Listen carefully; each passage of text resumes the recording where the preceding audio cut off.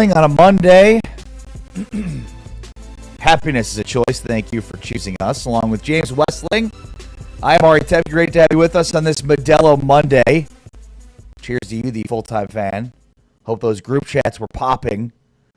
The full-time fan, sponsored by Modelo, of course, brought to you by the group chat, which could be melting down or could be blowing up like Texas Tech fans' group chat was, I'm sure, during their game on Saturday. We've got all of that to react to, plus a big-time college basketball weekend. So much to discuss, James.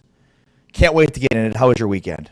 Man, it was great. Had the house to myself part of the weekend after a barn burner. What'd you do? Oklahoma. What's the first thing you do? You get home, you get the house to yourself. First thing you do? First thing I did was... If you can share it with us.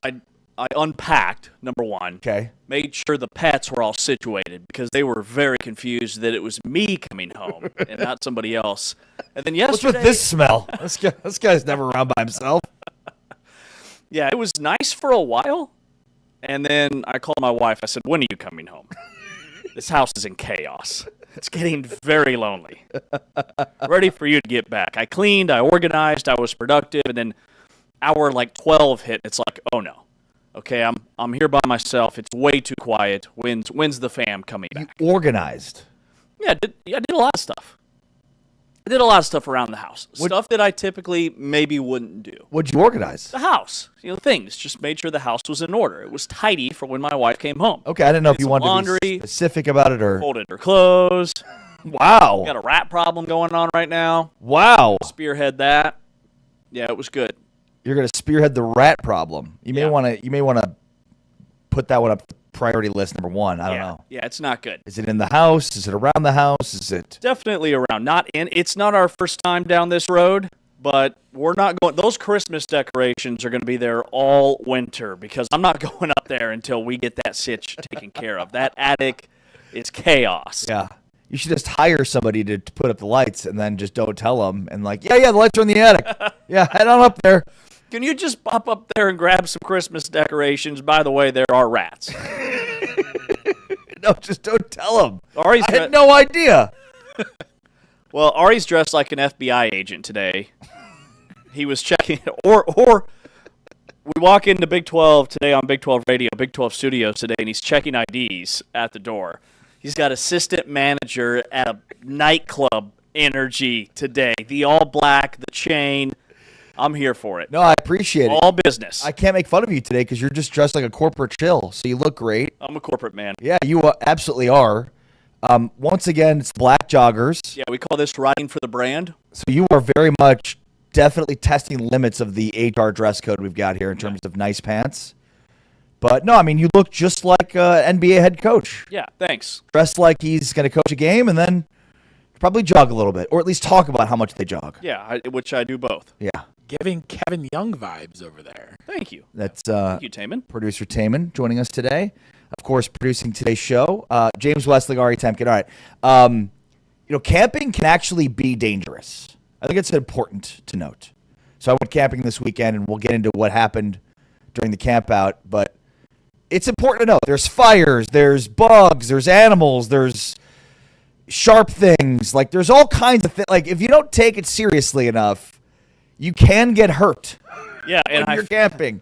It's not something that just the environment takes care of the kids themselves, Yeah, and I feel bad about it because Friday we were kind of poking fun at the whole trip, and it turns out it can be dangerous. It can be serious. Yeah. You brought your hatchet, your mag flashlight. You were whipping around in the parking lot like Circus Soleil out there, and turns out some serious stuff, so can't wait to get an update. Yeah, we'll get into that. But yeah, camping is serious, so we'll get into that later on the show. But as we do each and every Modelo Monday, we put a minute on the clock and go through each and every one of these Big 12 football games. Cheers to you, the full-time fan by Modelo. Hopefully those group chats were popping, not melting down. I know the Texas Tech fans group chat was popping. So Modelo, the official beer of your group chat, and your group chat meltdowns. All right, without further ado, let's get into it. All right, guys. Arizona State versus West Virginia. Arizona State and West Virginia. Keith Abney's interception of Scotty Fox sealed the victory for Arizona State. This was a game of explosive plays. Scotty Fox was big time, 75-yard, 90-yard touchdowns. But Arizona State won the boring downs, red zone, short yardage, special teams, late game situational football. And West Virginia could not run the football at all. Also credit Jeff Sims, had another fantastic game. 207 passing, 81 rushing, 3 touchdowns. Diced West Virginia's secondary. Yeah, this was kind of a weird game in that it was definitely closer than we anticipated, but also Arizona State built a 22-10 halftime lead, had a big second quarter, and you think they've got this thing in the bag going away, and then West Virginia gobbled up yards late in the contest to make that late surge. I think there's a lot that West Virginia can use this game as momentum and kind of build off of to say that, hey, we're not that far behind some of the top teams in the Big 12. They only had 68 yards rushing on 38 carries in this game, but again, the big plays kept them in it. All right, Kansas State versus Oklahoma State. K-State forced 5 Oklahoma State turnovers, including 2 interceptions and 2 fumbles from Oklahoma State quarterback Zane Flores. Trent Howland, the Oklahoma State running back, also had an INT to give them 5. But K-State somehow wins. They blew them out 14-6 despite 5 turnovers. First win for Kansas State, though, James, in Stillwater since 2017. Yeah, it had been a really long time, and that's what Chris Klieman started with during his post-game press conference, which really got the K-State fans riled up. My K-State group chat was not pleasant on Saturday. It was meltdown mode, full on. You forced 5 turnovers, and sure, all of K-State's 14 points came off of those 5 turnovers, but it's only 14 points. This is a game where you thought the K-State offense should go bananas. Avery Johnson barely completed 50% of his passes, less than 200 yards, nothing flashy. Joe Jackson had less than 70 yards on the ground, but Kansas State got out of there with a win, and now they are 1 win away from bowl eligibility, but there was no want to in this game for Kansas State, and that part was disappointing. Oklahoma State outgained Kansas State by 90 yards. Unbelievable. Mm-hmm. Arizona versus Cincinnati. Arizona versus Cincinnati. 3 straight now for Arizona. Big-time win for the Wildcats as they go down to Nippert Stadium and get this win. Simply put, Arizona was just the better rushing football team in this one, James. And Michael Salgado Medina, missed his first 2 kicks, then barely made a 24-yarder before half. And then he had 2 big field goals, including a 51-yarder to make it a much further separation for Arizona late in this game. Impressive win for Brett Brennan. Go on the road and grind out a tough win. Great rushing performance for Risano, Craig, and Mahdi. Combined 31 carries, 194 yards, and 2 touchdowns. Also, Noah Fafita broke the all-time Arizona touchdown record with 68 career touchdown passes now. He was fantastic, almost 300 yards passing, the 2-headed monster on the ground, and the Arizona defense held Cincinnati to less than 200 yards passing. It was not a great day for Brendan Sorsby. And Arizona, Brent Brennan, this is a signature win for him and his coaching tenure. He is officially off the hot seat. Should have never been on it to begin with. Also, Chris Hudson had a big day catching passes, 8 for 123. He provided those big play catches that kept drives alive. Utah versus Baylor. Holy Bird Ficklin. Utah brutalized Baylor with 380 rushing yards, 5 rushing touchdowns. Baylor actually had more yardage in this game than Utah, but 380 rushing yards for Utah. They also had 67 and 74-yard touchdown runs by backup quarterback Bird Ficklin, who had 6 carries for 166 yards and 2 touchdowns. He flipped them the bird. Wayshawn Parker also had a 64-yard carry. This game was 28-20 in the second half, and then Utah outscored Baylor 27-8 to win 55-20. And this has been the story of Baylor's season. Ton of offensive yards, but outside of that, not much to show for it. And they're garbage yards. I thought Utah was by far the more explosive team. Yeah. Devin Dampier was fantastic. Bird Ficklin with the stiff arm of the century just trucked a guy on his first touch, a 67-yard touchdown run that I felt like really sprung things for the Utes. A ton of explosive plays, 55 points on the road. They had 3 touchdown runs, all over 60 yards, a major statement. And remember, style points matter. This was winning in style on the road. BYU versus TCU. Maybe BYU's offensive woes last week had a lot to do with Tech and their defense. BYU was up 27-10 at half. Hoover had 2 second-half interceptions, including a pick 6 that made it 44-13. BYU piled up 447 total yards, 6.2 yards per play, more than 36 minutes of possession. So it was a dominant performance. Also, their defense held Josh Hoover to 183 yards passing, 10 of 23 with 2 interceptions. Hoover was sacked 4 times with 5 tackles for loss for BYU's defense. Yeah, BYU came to play. They stomped TCU on their home field, on their home turf, and we thought this was maybe a trap game. Remember, this is the same week last year that BYU got upset at home against Kansas. Not this time. Bachmeier, 296, a touchdown. BYU, total domination on both sides of the ball. They held Josh Hoover in check. They had a pick 6 in this game. They did it with complimentary football, and they looked big time Saturday night. TCU at UCF. All right, Tech led 21-0 early in the second quarter, and then 38-2 at halftime. They outgained UCF 499 to 230, and 205 yards to 52 on the ground. Tech scored on 8 of 12 drives and never trailed. Jacob Rodriguez had a rushing touchdown in this one. He also had another interception, his 4th of the year. He struck the Heisman pose. Yeah, this was a coronation game on senior night for Texas Tech. Up 38-2. 38-2. At halftime.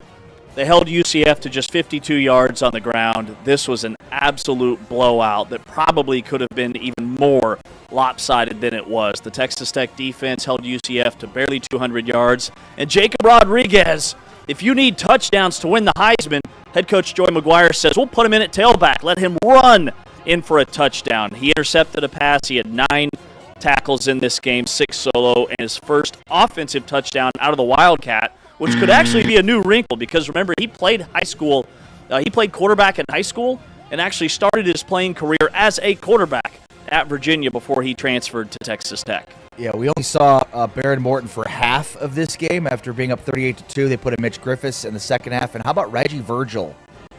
A wide out with 0 career carries before this game ends tonight with 3 touchdowns, 2 runs, 1 catch as part of Tech's 5 rushing touchdowns. So when you thought Jacoby Williams and Cameron Dickey and their rushing attack, well, they added Reggie Virgil to that rushing attack now too. Well, I think they needed a new wrinkle. They needed something to spark that offense. They'd really leaned on their defense, and we touched on it last week. Their red zone offense hadn't been very good, and so they tried a whole lot of different things, and they all worked really well.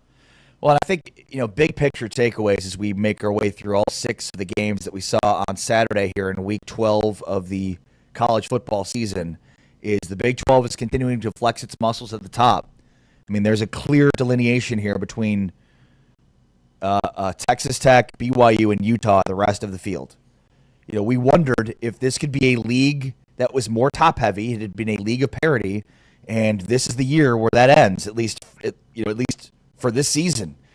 Big picture, I mean, Texas Tech, BYU, and Utah are head and shoulders above everybody else when you look at this. I mean, you can put Tech in the top tier by themselves, and then BYU and Utah in tier 2, and then the rest of the league somewhere filing underneath them. They're just, those 3 teams are just absolutely dominating the rest of the field. And I think you could make the case that those 3 beat their opponents in as, if not more so, convincing fashion than the other teams ranked in the same neighborhood as them, beating lesser opponents. Like Oregon crushed Minnesota on Friday night. Ohio State beat UCLA 48-10. Indiana blasted Wisconsin 31-7. Those are the type of scores that you have to be a college football playoff team. And Texas Tech checked that box with their domination. Utah very much, I think, enters the conversation tonight. The way they beat Baylor, the analytics are absolutely loving what they're doing. Their success rate, their EPA, all of it was fantastic. And then BYU stomping TCU in the fashion that they did. And again, outside of Tech's win over UCF, these are all teams that are either going to be in a bowl or be close to a bowl. So you can make the case that these are even more quality opponents than an Ole Miss beating a Florida by 10, who's now 3-7. Texas A&M getting a scare from South Carolina. Indiana beat a 3-7 Wisconsin team. So my point is the Big 12 at the top is very much holding its own when you look at the other leagues and how they're playing out. Yeah, no, well said. And you wonder what this thing is going to look like Tuesday night when they reconvene, and no Mac Rhodes in there. So how does the conversation change now that Mark Harlan is in, but yet Hunter Yurachek from Arkansas as the chair of the committee. That part will be very, very interesting as Tech, looking up at a few teams. But we'll see how they look at this deal. All right. Other than that, any other big picture takeaways for you? In the Big 12, I would Yeah. say I would say my biggest was Utah. The way they went into Waco, that was a game that a lot of people thought this is maybe Baylor's we're back type game. And to go in there and hang 55 points, to win 55-28 on the road this late in the season was super impressive, especially against arguably the best passing quarterback in the conference. And Utah has this new wrinkle now with Bird Ficklin, and they are showing that they have playmakers who are capable of being those home run threat guys. They had several long passing plays that we just hadn't seen. Remember, Kyle Whittingham early in the year said, we're doing a pretty good job of getting chunk plays, but we need more explosives. Well, to be sitting here late November and have 3 touchdown runs of 60 or more yards, that is explosives to a T. They've all of a sudden become one of the most explosive teams in this conference. And if they continue to play this way, they look like a team that deserves to be in the college football playoff. Maybe they back their way into the Big 12 championship. They would need a lot to happen here in the next couple of weeks, but they are very much a contender, I think, in the Big 12, and a team that would maybe make some noise as an underdog in the college football playoff. I would love to see it. I don't think Utah finishes with K-State and Kansas. I don't think a 10-2 Utah team. Like there's a chance the Big 12 could still get 3 teams in. Yes, but I think this is more and more solidifying 2 teams, which means like Utah doesn't get to the Big 12 championship game and BYU loses. I think there's a chance that Utah gets in and BYU does not, and along with Texas Tech. And there would be a lot of controversy around that because BYU won the head-to-head. And you can look at the EPA and the success rate and how Utah should have won that game, but the bottom line is the scoreboard said BYU 24, Utah 21. They won the head-to-head. They're going to have the same number of losses if things shake out the way that with the favorites winning. It is going to be difficult to get 3 teams in because there's not as many at-large bids, I think, as people think. I think people see 1 through 12 and just assume those are the 12 teams that are going to be in. No. It is very much not that way. You've got a group of 5 champion, you've got an ACC champion, and then that shrinks the pool. So going into Saturday, Oklahoma and BYU were the first teams out. Well, Oklahoma got a massive win against Alabama. They jumped 3 spots in the AP, and BYU takes care of business. But the bottom line is those were still the first 2 teams out of the field. Now Texas losing knocks them out, so that opens up a spot for somebody. But again, this year's going to come down to what happened last year with Alabama. I mean, Alabama dropped 6 spots in the AP. They're down to number 10. Where's the College Football Playoff Committee going to have them at 8-2? If they don't play in the SEC championship, it's going to be the same song and dance that we saw a year ago. That's James Westling. I'm Ari Temkin. This is Big 12 Today, presented by Modelo. Coming up next, I figured we could take some time and think through some of the big picture takeaways for each of these teams in each of these games as we've gotten late in the season. Obviously, some teams are playing for more than others, but let's spend some time talking big picture takeaways from each of these games for both teams. With James, I'm Ari. This is Big 12 Radio, presented by Modelo, heard on TuneIn and watched on Big 12 Studios.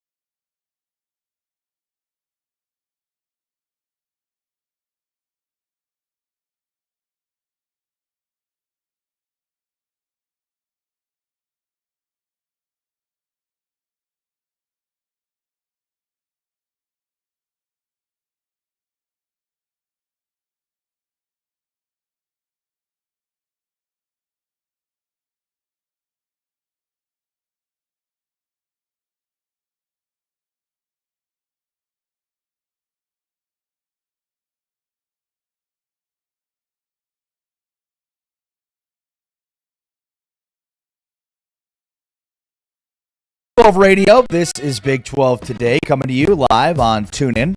Make sure if you've not yet already, download the TuneIn app and favorite the channel, Big 12 Radio on TuneIn. That way, each and every morning, you can wake up with us 7 to 10 a.m. Central, 8 to 11 Eastern Time. And then you can watch us as well and see James resemble the corporate shill that he is at Big 12 Studios. Just search big12studios.com in order to figure out where you can watch us and stream us live. Looking good, James. Looking real good. Thank you. Don't want to rattle any cages this week. Let's see. All right. Your silence is deafening. Got the Big 12 logo stamped on my left bicep. I'm riding for the brand. That's right. Today. FTB for the brand. For the brand. Yeah. All right. I figured, look, we always talk about what's happening at the top and important takeaways, big picture. I figured let's spend some time now that we're 12 weeks through into week 13, talking kind of big picture about each of these teams. And so let's go through each of these games and say big picture takeaways for each of these teams. I thought let's start with Arizona, West Virginia. What incredible resilience for an Arizona State team that despite not having their starting quarterback, their NFL wide receiver, and their best defensive player for the majority of the season, here's Arizona State now at 7-3, at 5-2 in conference play, and still right there in the thick of the playoff race for the Big 12 championship. They're so good at the end of games. I think we talked about it early in the season, the championship medal that they have. They still have the only win against Texas Tech this year. Big picture, Arizona State is damn impressive. That's a culture win for Kenny Dillingham and Arizona State. It shows you how strong of a culture they have there. I think it's a culture win in a loss for West Virginia, too. I think there's a lot of positives from this game collectively. And for Arizona State, if I had told you that Arizona State would have the same record this year through 7 Big 12 games as they had last year, without Jordan Tyson most of the year, without Sam Levitt most of the year, you would have thought I was crazy. So it's super impressive what Kenny Dillingham has been able to do with guys that weren't expected to be on the field in these type of situations this season. They were outgained in this game by almost 100 yards, but still found a way to win. And Jeff Sims all of a sudden has become a very capable quarterback for Arizona State. He goes for 207 passing, didn't have any interceptions, really efficient, completed 68% of his passes, 3 touchdowns, and then his dual threat capabilities kept a lot of drives alive. Had 81 yards rushing, that was a team high, along with 21. But on the other side for West Virginia, Scotty Fox is really starting to develop as a freshman quarterback. He throws for a career-high 353. He had a couple of touchdowns in this game, and he kept West Virginia in it with some late scores in the fourth quarter that made this thing really interesting down the stretch, even though Arizona State was in control most of the day. Yeah, it's well said. I think big picture for West Virginia, they built some momentum heading into next year if you believe in that stuff. With the true freshman quarterback, Scotty Fox, who continues to get better and better and better. Meanwhile, here's what Arizona State head football coach Kenny Dillingham said following the win about this being a culture win. Always is to do whatever I can to push the envelope for Arizona State football. I was never leaving, Greg. Contrary to the betrayal article, I was never leaving. I never said I was leaving. This is home. But you do have to continue to push. And my job running a program is to push and push and push until you can't push anymore. And if I didn't do that, I'd be cheating my players, I'd be cheating my staff, I'd be cheating the fan base, I'd be cheating everybody in the city, I'd be cheating the local businesses that feed off of us winning and then they, sell more beer, right? I'd be cheating everybody. So my number one goal always is to do whatever I can to push the envelope for Arizona State football. All right, so there you go with Kenny Dillingham. Once again, an emphatic win for the Arizona State Sun Devils, who are 7-3 despite not playing the majority of the season with Jordan Tyson, Sam Levitt, and Xavier Alford on the shelf. Pretty amazing season for them.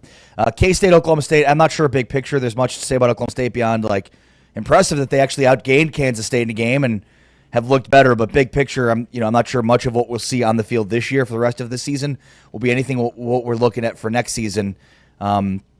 As they continue to slog, they're 1-9 now and have lost a boatload of Big 12 games consecutively, dating back to the 2023 Big 12 championship game they lost to Texas.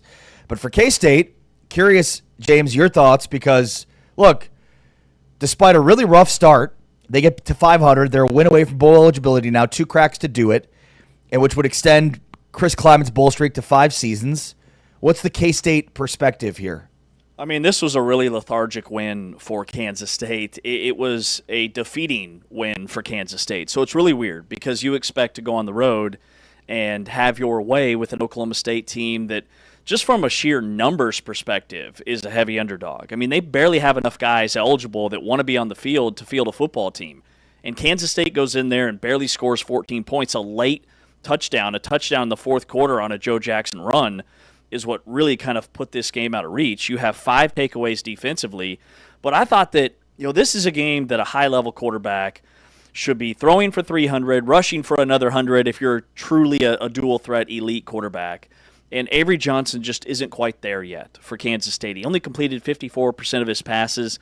I know K-State's had issues on the offensive line, but it was not a win to hang your hat on, and it just felt like, does K-State even want to play in a bowl game this postseason? I mean, they still have Colorado left at home, so they're going to be in a strong position to get to bowl eligibility. But it's like K-State's just kind of checked out. And I think all the injuries mounting and the Dylan Edwards stuff has just worn this football team down because they didn't look like they wanted to be there. Yeah, well said. Here's what Chris Kleiman said following the win. I told the guys in the locker room, guys, I've been here 19, 21, and 23. And lost games here. This is a hard place to play, so we're going to enjoy this win. I'm not apologizing for winning in Stillwater because it's dang hard to win here. First win for K-State since 2017. Surprised by the coach saying that? Not really. I mean, he's right. K-State has had trouble in Stillwater, but I think that there needs to be some context added to that, and that is that Oklahoma State hasn't beat an FBS football team in 2 years. So this is not...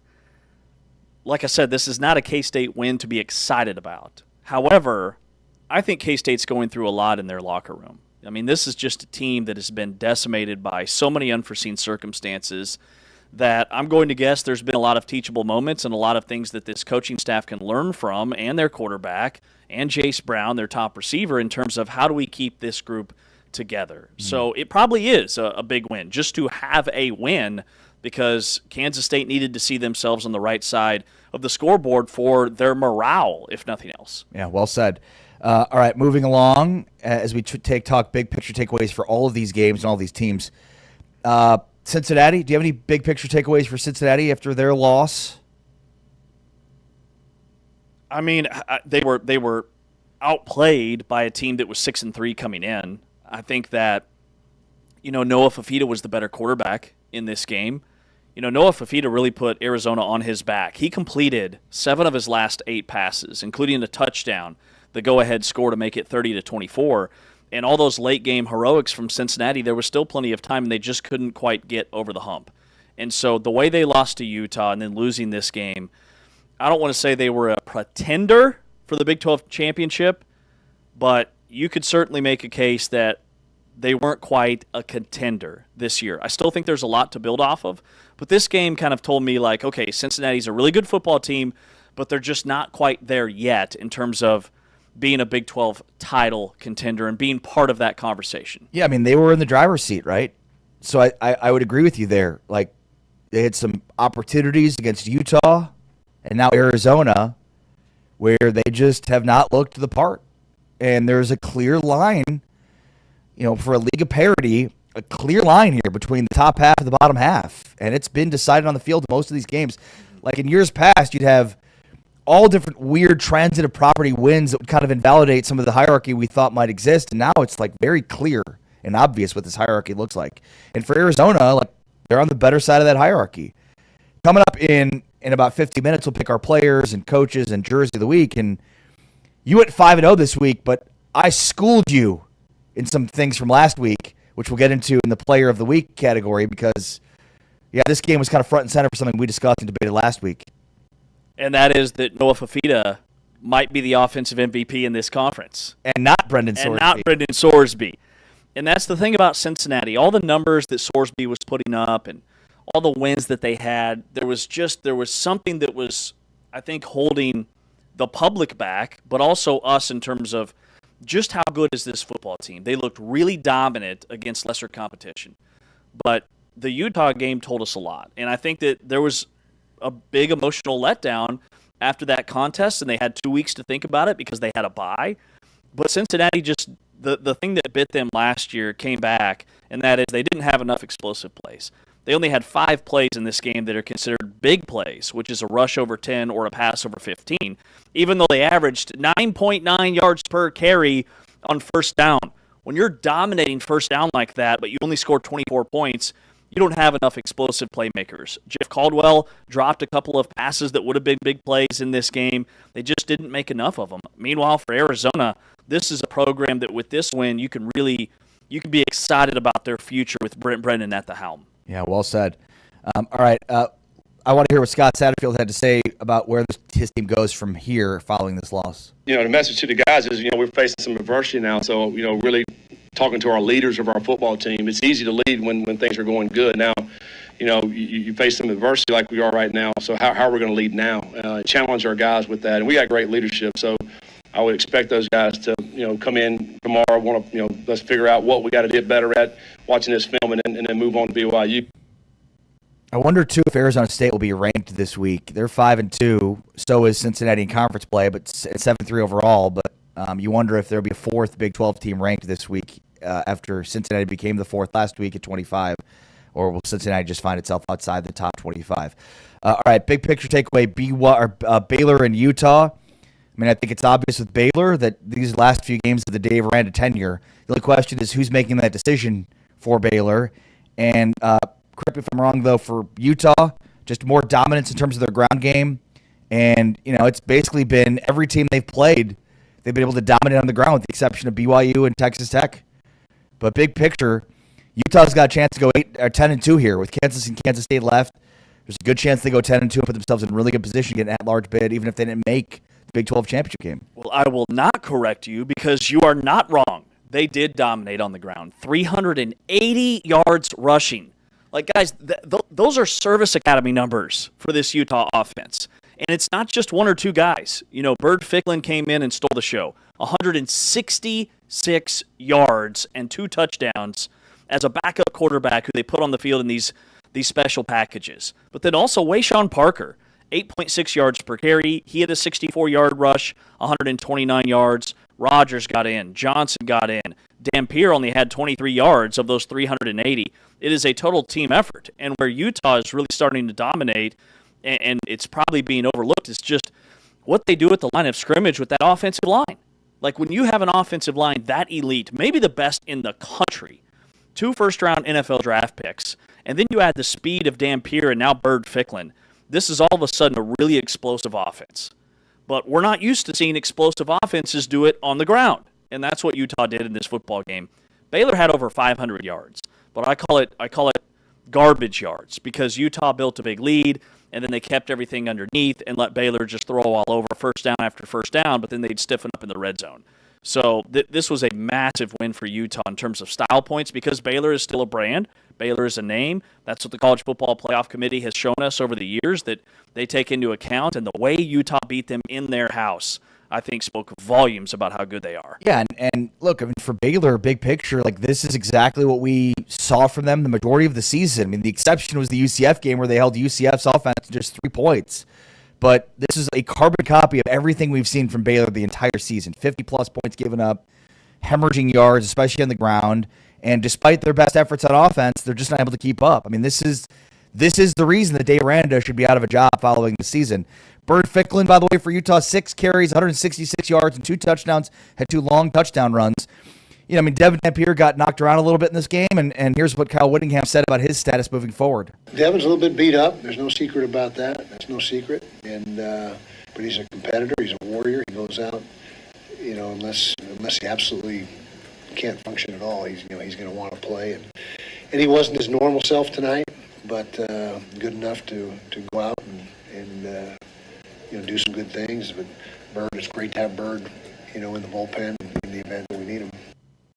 Yeah, and obviously he showed out in a big way. All right, TCU and BYU, big picture takeaways here. I mean, I think the one about TCU is interesting, which is, I mean, here's year 4 under Sonny Dykes. Year 1, this dude led them to a playoff win and a national championship appearance, but it just feels like they're stuck in the middle, TCU.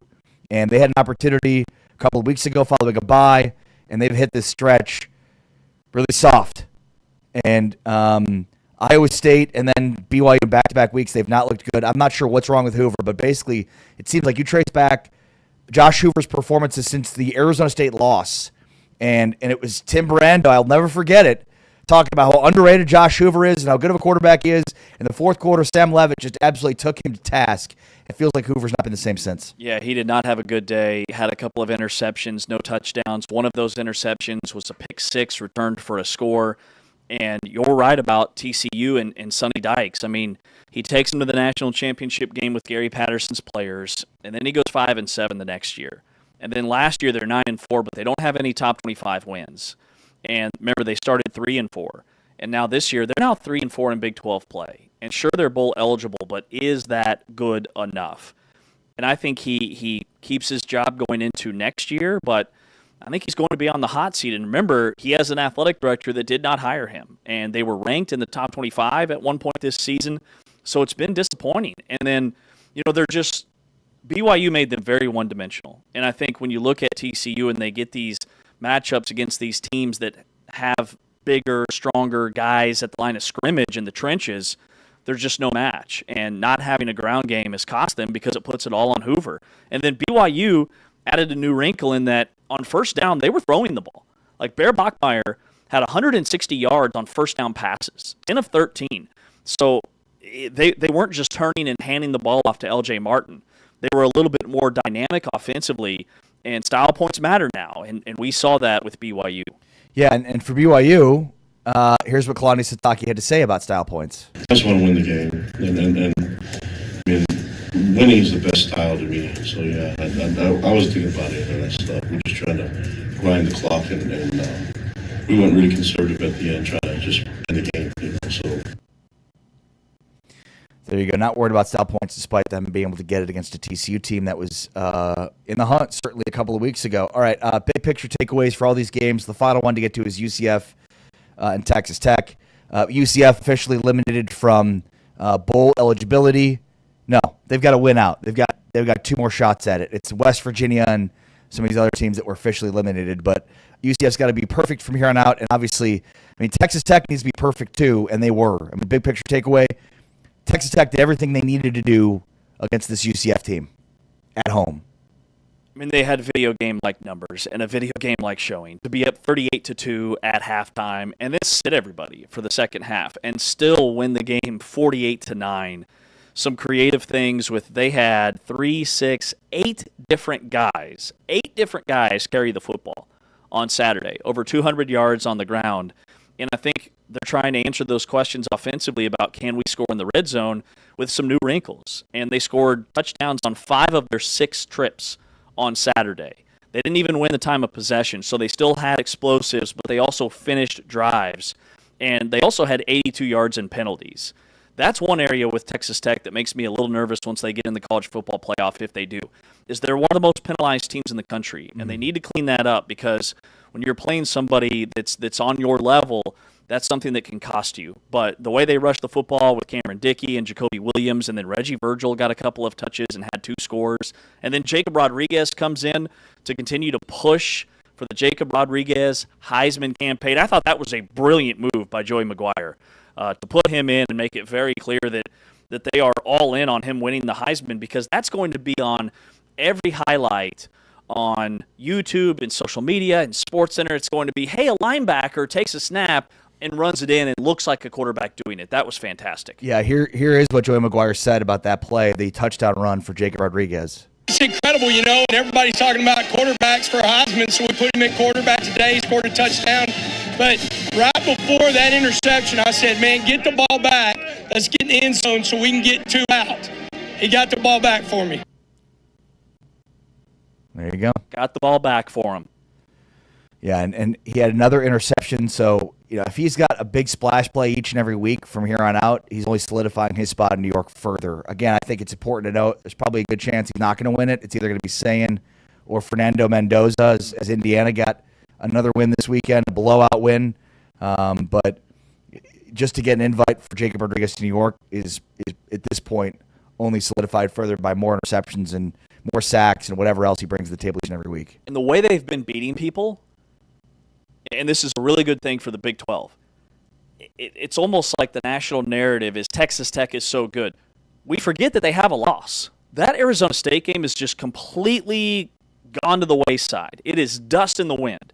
And remember, that's when Baron Morton didn't play. It was a redshirt freshman, and so you can make that case that it shouldn't matter as much. But I think the rest of the nation has made it, and Texas Tech has made it for us. Number one, it helps that Arizona State keeps winning, and they're 7-3 and 5-2 in league and just outside the top 25. And there's a lot of teams ranked above Texas Tech that have worse losses.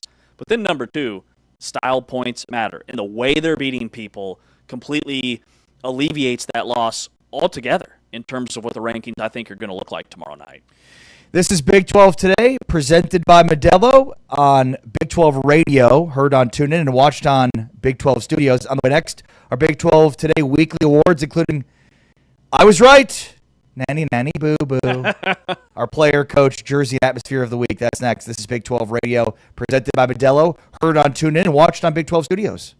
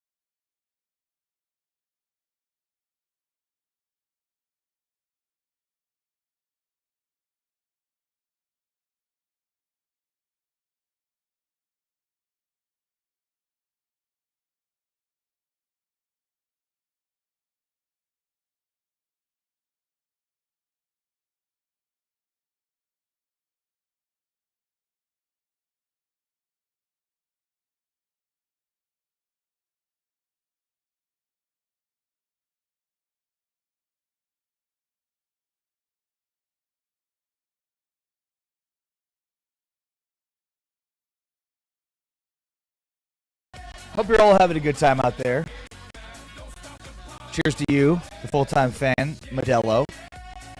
Hope you had a great weekend of both football and basketball. Chancellor Johnson, Big 12 analyst and content creator, joins us in the next hour to talk about his thoughts from the Big 12 basketball weekend. It was a big one. Some big wins, some tough losses, and everything in between. We'll get into that and break it down for you coming up at the top of the next hour. Plus, we've got to talk about what happened around college football. Now, is Pitbull on the playlist for the nightclub that you manage on weekends? Because he should be. Oh, 100%. Are you kidding me? Basically, it's just that song playing on repeat. Oh, perfect. By the way, are there any other Pitbull songs? That's it, right? That's the one. There's 1,000 Pitbull songs that are all bangers. You're right. I'm a closeted Pitbull fan. Who isn't? Deeply, deeply closeted. Who isn't? Pitbull fan. Yeah. All right. Each and every week we hand out weekly awards. We do it before the Big 12 does because we want to be first. We hand out our own awards. That is the player, coach, jersey, and atmosphere of the week. Why don't we start with, or is there a specific order we have to go in? No, you can go. What does that mean? You can go with player, coach, jersey. Are you sure that our producer, Anthony Smith, back at our Raycom studios in Charlotte knows that too? Yeah, because he's following what we put on there. So player, coach, jersey. So we have to go player first is what you're saying. Yes. Thank you for telling us that, Taman. It's great to know. Thank you for clarifying that. We were confused about that. All right, player of the week this week, James. Well, I'll just go first since you let me. All right. I'm going to go with Noah Fafita. Oh. Last week, we argued over who the offensive player of the year was in the Big 12, and you said Brendan Sorsby. Did I? Which was a good pick at the time. But they went off, and I said Noah Fafita. They played this weekend. You thought it was preposterous. Preposterous. That I would pick Noah Fafita. You said it was the most ridiculous offensive MVP award I have ever handed out in my entire life. That I should be ashamed of myself and how embarrassed I should be. And then Noah Fafita goes out there and puts up that type of performance, completing over 70% of his passes, 294 yards, had the touchdown. But I think the numbers don't even do it justice for them. It was just every big throw they needed, he made. Red zone, third down. I mean, we talked about the efficiency for Arizona in the red zone heading into this game, and they were efficient in the red zone. So once again, James, who is the offensive MVP of the Big 12 so far? Bro, it's Fafita. And every time we talk about Noah Fafita, and I love this kid, but I always circle back to Big 12 media days when it was just a mad scramble and we weren't really expecting Arizona as quickly as they came to our table, and he sat down and off the cuff, I just got really flustered and couldn't stop thinking about how small he looks in real life. So I asked him first thing about his height in a really weird way. Yeah. It could have been super passive-aggressive. Yes. And he answered it with flying colors, but I still to this day think about that moment. Keeps me up at night. But he's a dude. He's a baller. But my Big 12 player of the week is Bird Ficklin. Ficklin took flight. The Utah freshman quarterback soared past the Baylor defense. He was big time. 166 yards, 2 touchdowns on just 6 carries. His first touchdown was a 67-yard run. He got the ball in the second quarter, and he just stiff-armed a dude. I mean, just tossed him aside. A truck stick run. And then in the third quarter, he had another 74-yard touchdown run after Baylor had just gotten a field goal and felt like maybe they had a little bit of momentum. Boom, it's gone. Bird Ficklin is a game changer. And Utah's staff at halftime said, hey, this guy's pretty good. Let's have a little higher dose of Bird Ficklin. And in the second half, he ran away with it. When Utah needed its wings, Ficklin soared past the defense. I don't want to nitpick, but you soared twice. I did use soared twice. You could have. There's so many other Were ways. they caught in the nest? Yeah. Flying to a win? So many different things we could have done there. How about this, though? The Big 12 has 2 freshman quarterbacks. One's named Bird, the other one's named Bear, and they play in the same state. Bear and Bird. Bear and Bird. Tied together forever, apparently. What does a bear do with a bird? I don't want to think about that visual. I think we know. All right. By the way, James, you or I could rush for 166 yards at Baylor's defense, but I digress.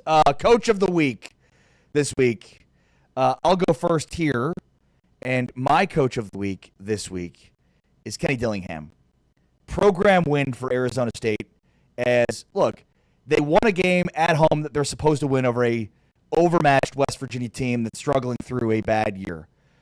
But still, despite that, they with a backup quarterback, with Derek Eusebio at wide receiver, and Sims and Eusebio are two guys that are part of that second team that had worked out together and gotten that familiarity with one another. So it makes sense that Eusebio would be breaking out along with Jeff Sims. But it's just the fact that they continue to fight. I mean, this was 100% a culture win, a program win. This is what Kenny Dillingham brings to the table.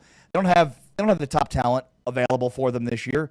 No problem. They're still at 7-3 and competing at 5-2 for the top of the Big 12. Yeah, he's a baller. He's a baller. He's a dude. He's a lifer, too. I'm glad he finally made that public. Wasn't quite ready last week. Said, hey, the school still has some things to put together. We want to put out a release. And good to see that he was very outspoken post-game about how dialed in he is to Arizona State. I'm also a huge fan of your backhanded compliments today, which I can only assume is because I went 5-0 this week in Pick'em. It happens. Somebody had to run the table. It was me. My Big 12 Coach of the Week is Utah's Kyle Whittingham. All right, if Kyle Whittingham is at all thinking about stepping away, he sure doesn't coach like it. Like, this is a Utah team that seems dialed in, that's making a push for what they can control, which might be to back their way into the college football playoff by just destroying people. Yeah. And what they do at the line of scrimmage, what they do defensively, he's coaching like a guy that doesn't look like he's slowing down in any way, shape, or form. Yeah, well said. It's the wrong pick for Coach of the Week, but I like it. All right, Jersey of the Week. I'm going to stick with Arizona State. They had the Pat Tillman helmets on anytime they wear those. I don't know how you can go any other direction. I don't want to put you on the spot, James, but I hope you picked Arizona State as your Jersey of the Week this week because that is the official winner. That is the official winner. Yes. Okay, nobody else even comes close. I don't even think anybody else was wearing jerseys this weekend. Are you wearing pants? I'm not sure. I go with Texas Tech. Texas Tech because wow, why do you hate America so much, James? They finally went back. Texas Tech finally went back to their basics. None of this Patrick Mahomes galvanized striping. They didn't look like they were working in the mill. It was Texas Tech, old school, black tops, white pants, black helmets. That's the uniform that built Jones AT&T's identity. It looked right at home. I said white helmets. They had the black helmets on. Clean look for the Red Raiders in the win. You didn't watch these games, did you? Okay, because I forgot the color of a team's helmet. No, because you didn't. How are those better than Pat Tillman's helmets? What? I told you, I just like Texas Tech's basic look. Wow. This was a week where these Big 12 teams weren't busting out any flashy alternatives Tillman, outside of the helmet. His memory. I like to mix it up. I just like Texas Tech's classic jerseys. Come on. Sorry. I don't know why I hate America so much. I love America. Atmosphere of the week, James. America. My atmosphere of the week is Jones AT&T Stadium, Texas Tech. Of course. This was senior day for Texas Tech, so it was all on display. They've got 2 road games to finish this thing out. But, yeah, this was just a fun atmosphere. The game was never in doubt. The crowd was loving it. They got to see Mitch Griffiths in the second half. I mean, this is one of those games where the Modelos are flowing, and there's just nothing stopping you from having a fun time. Like, I'm a Bears fan. The Bears have been sweating out all these wins that they've had. So many wins, all of them being sweated out. But nothing like just being in a stadium, grabbing Modelos, and not having to sweat out anything, Yeah, no sweat. No sweat bet. Super fun. How about Lavelle Edwards Stadium at night, though? That's not a crowd. That is a vibe. Force. Yeah. It's a vibe. Vampires after dark. It's a different sport in Provo, Utah. 60,000 voices shaking the mountains in the background. TCU could not handle it. BYU rolls. All right, let's go around college football, including a crazy finish for Texas A&M, plus what else stood out to us over the weekend that will have implications for Tuesday's college football playoff rankings. That's all coming up next. With James Westling, I'm Ari Tepkin. This is Big 12 Radio, presented by Modelo, heard on TuneIn and watched on Big 12 Studios.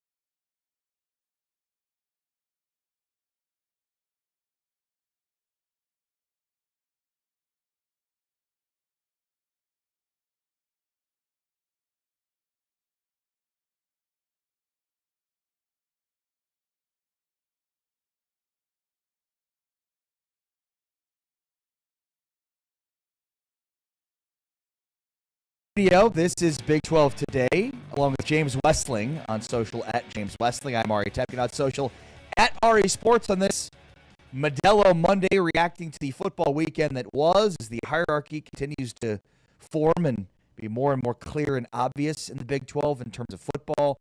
We had a lot of big-time games. I'm talking Power 5 in college basketball this weekend on the men's side. We'll get into that.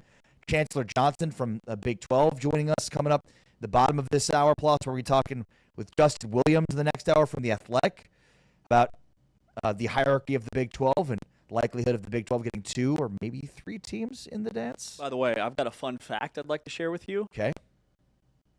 Love fun facts. And it's about Utah and Baylor. So Dave Aranda, Baylor's head football coach, is a defensive-minded coach, right? Here's a list of teams that scored a season high this year against Baylor. Auburn, Utah, Arizona State, SMU, and Oklahoma State. Oof.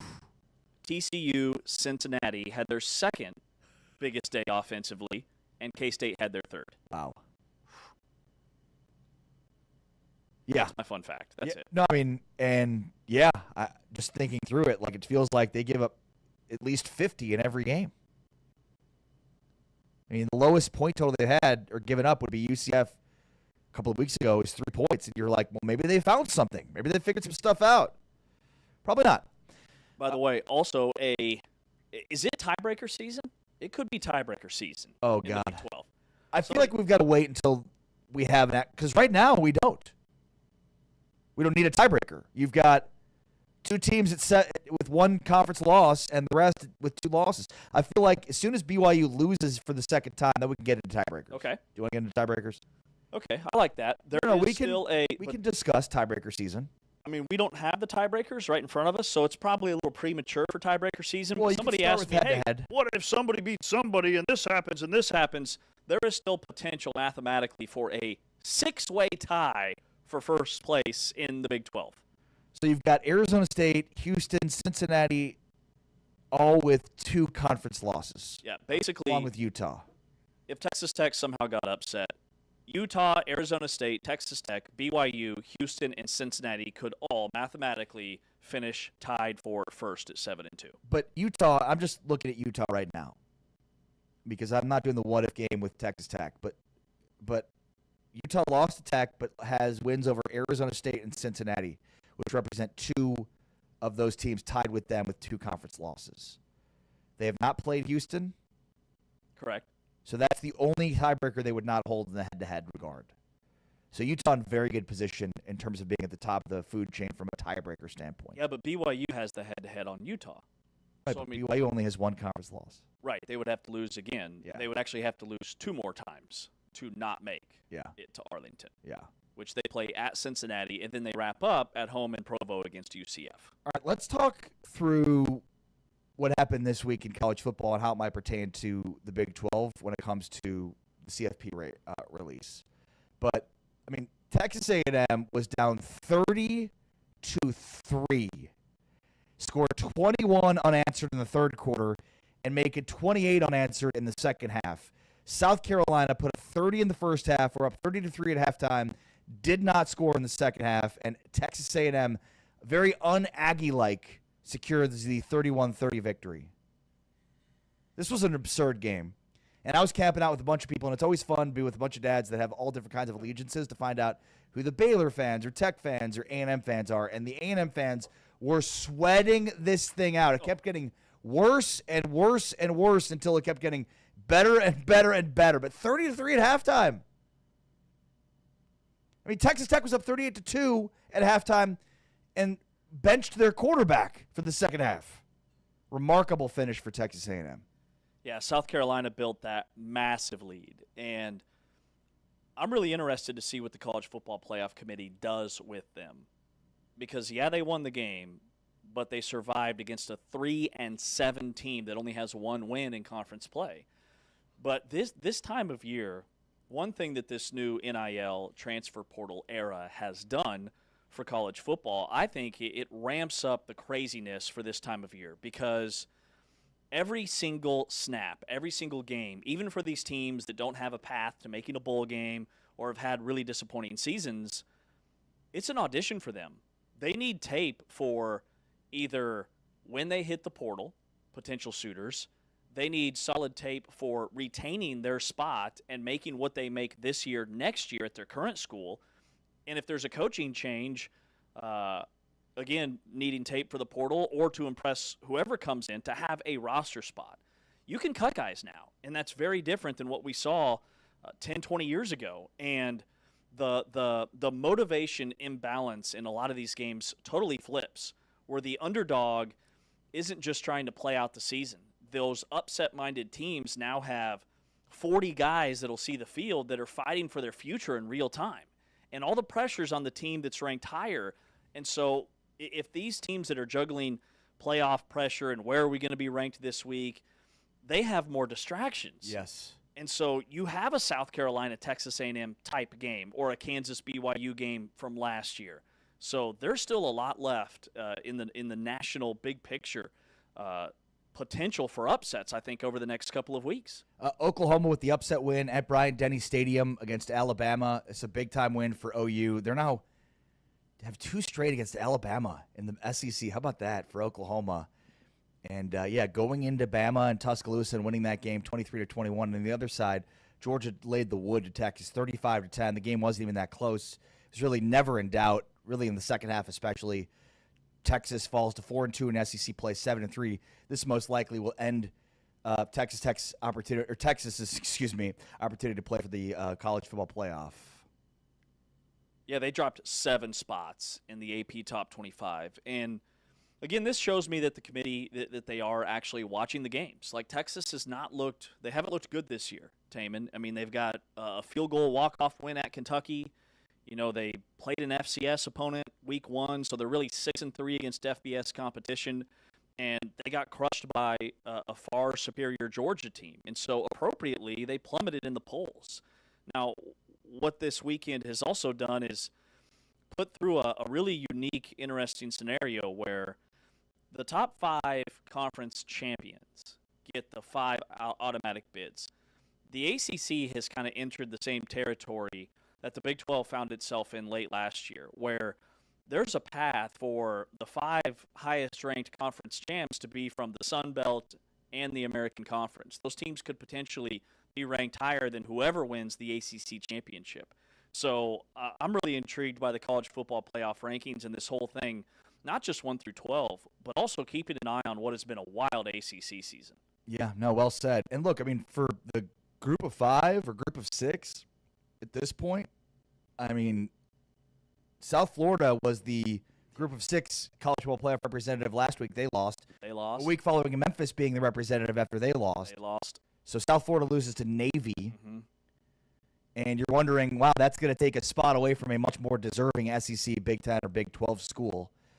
Elsewhere around college football this weekend, not many upsets, which is surprising because this week tends to be one of those weeks where you could get a lot of upsets. Notre Dame laid the wood to Pittsburgh 37-15. That game wasn't very close. Georgia Tech, it's a scratcher against Boston College, who is 0-7 in the ACC, or 0-6, now 0-7 overall, 36-34.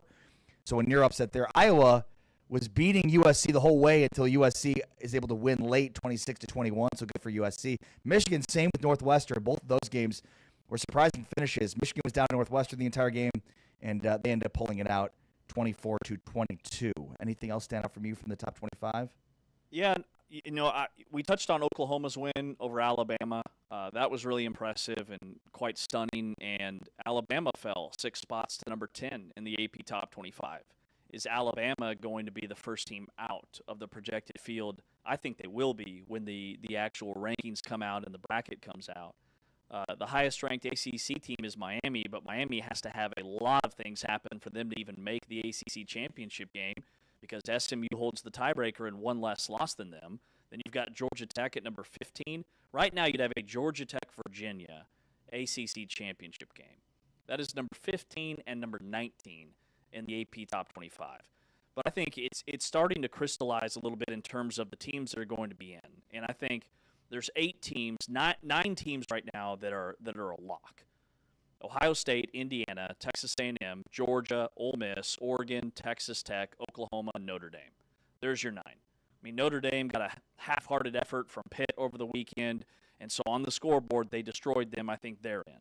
Oklahoma with that win over Alabama, I think they're in. And then you're going to have 2 of the 4 SEC teams playing in the championship game. So that essentially leaves, if you've got 9 in and you've got the group of 5 champion being number 10, that leaves 2 spots between Alabama, BYU, Vanderbilt, Utah, and then the ACC is going to be in. So essentially there's now 1 spot. There's 1 at-large bid between Alabama, BYU, Vanderbilt, and Utah. Also around college football, James, North Texas ranked in the AP Top 25. The team with the longest drought of not being ranked in any AP poll now is New Mexico State, who has not been ranked since 1960. So UNT had previously had that designation. New Mexico State has not been ranked since 1960. Rice since 1961 and Wyoming since 1998. Those are the longest streaks now in college football. And North Texas in at number 22 with Eric Morris and Drew Mestamaker. They're 9-1. Pretty shocking that they had been unranked that many weeks in a row because they had some pretty good teams under Seth Luttrell, I believe. And I thought one of those teams for sure cracked the top 25. Same here. Same thing with Rice since 1961. Yeah. They play in that massive 70,000 seat capacity stadium that's like a 16th full each and every game. But they're going to make a bowl game this year.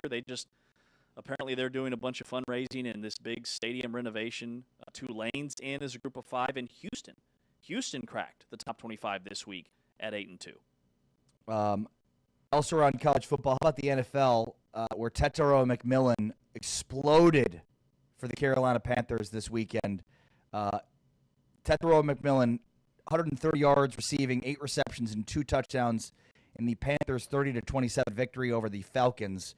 So we've been waiting for T-Mac to have one of those T-Mac type games, and he does. 8 for 130 and 2 touchdowns in their game against Atlanta. And how about the debut, James, of Shadur Sanders? The NFL debut as Shadur replaced Dylan Gabriel in this game. And he's sitting down? Good. I'm seated.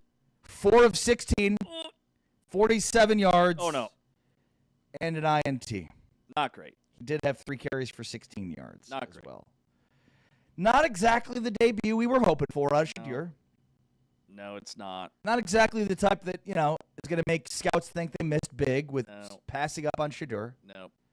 Producer Taman, what do you got? Now, granted, he came into the game because Dylan Gabriel was in concussion protocol. So there's no path if he's going to be the starter next week. It depends on the health of Dylan Gabriel. I think there's a very clear path that his only path to start is nobody else is healthy after 4 for 16. The Zach Robinson to Oklahoma State talk has cooled off with the season that the Atlanta Falcons are having. I'm not even sure he's top 3 right now at Oklahoma State. They are targeting some G5 head coaches, and they think they're really close to potentially landing one. But the Who's Panthers, sources, Eric Morris? G.J. Kinney? sources are saying that it's USF's Alex Golesh. Oh, interesting. Maybe some teams have cooled on him because of their loss to Navy.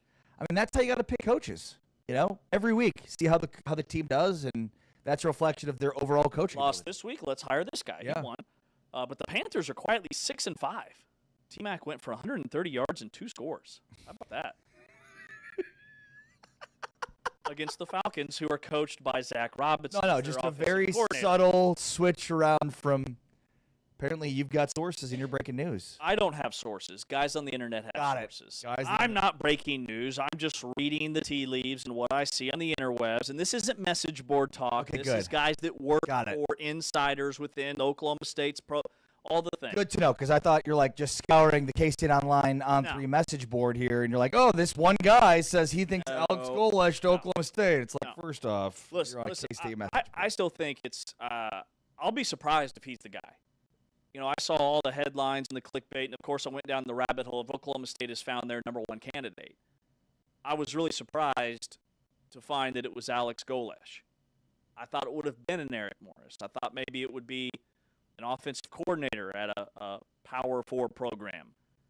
That was surprising to me because it seems like everybody seems to think that Golesh is going to take one of these SEC jobs. But maybe that has cooled off because SEC, they don't hire coaches from South Florida who go 7-3.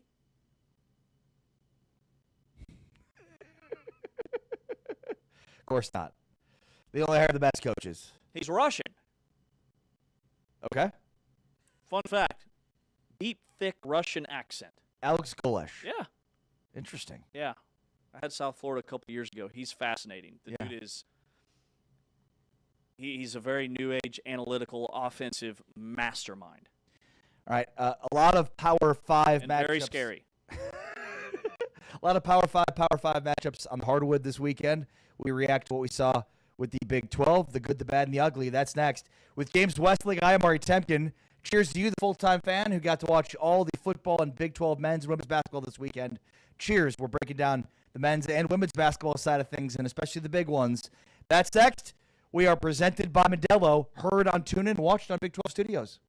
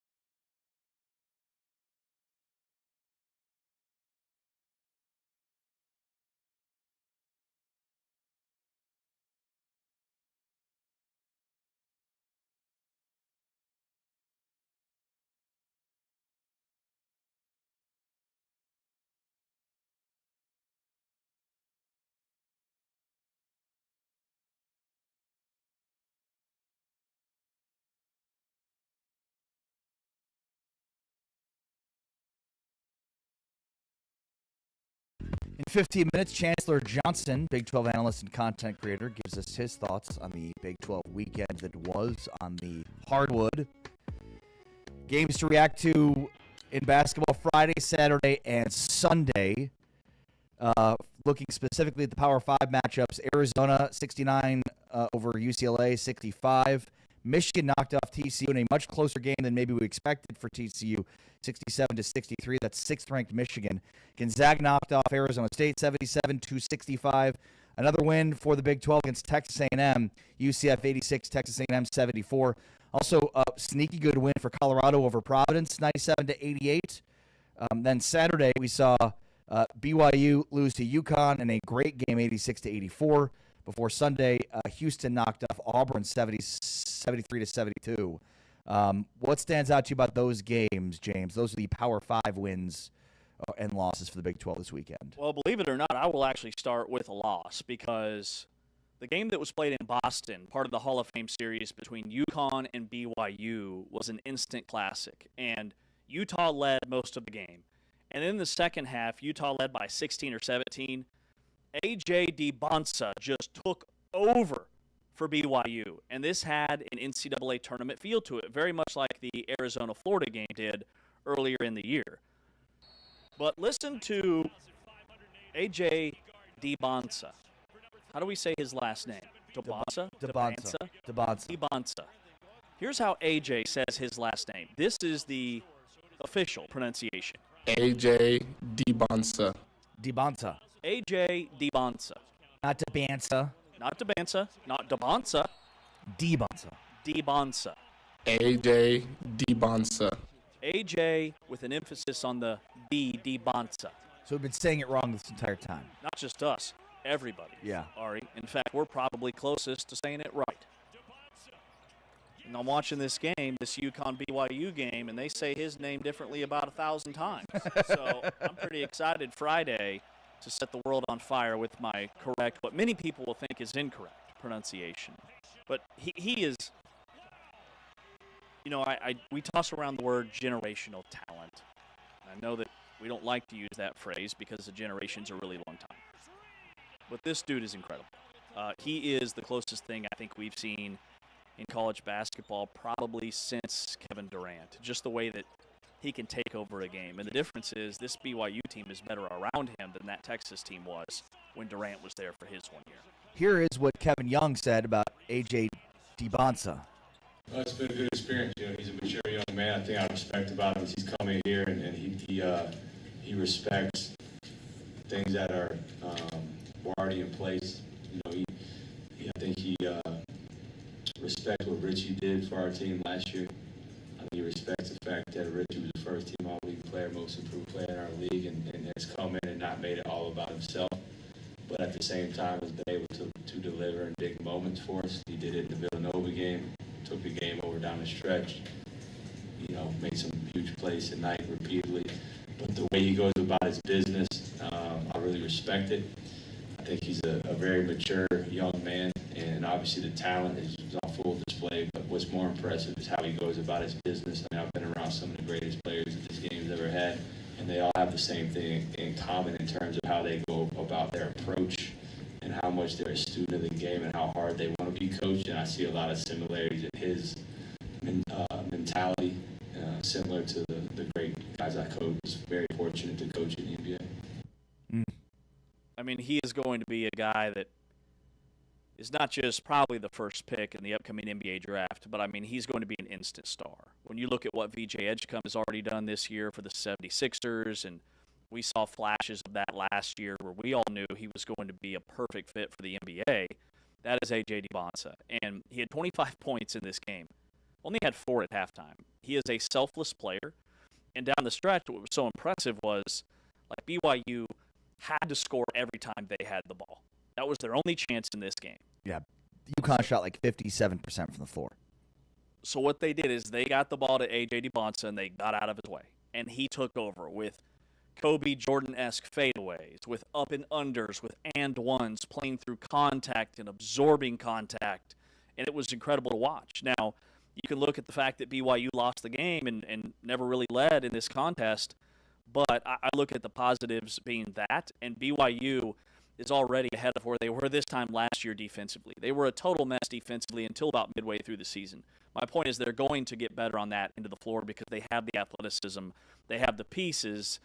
They're just struggling to put it together. And right now they're playing a little bit of street ball, if you will. Yeah, and look, I mean, this was a 20-point lead that through that stretch, BYU whittled the lead down to 2, but it was free throws that essentially won the game for UConn down the stretch. But they chipped away the 20-point deficit and got it to 86-84. And then, of course, the finish as well. Gonzaga 77, ASU 65. I thought, again, as you mentioned, the loss, I think this is another kind of impressive loss to a degree.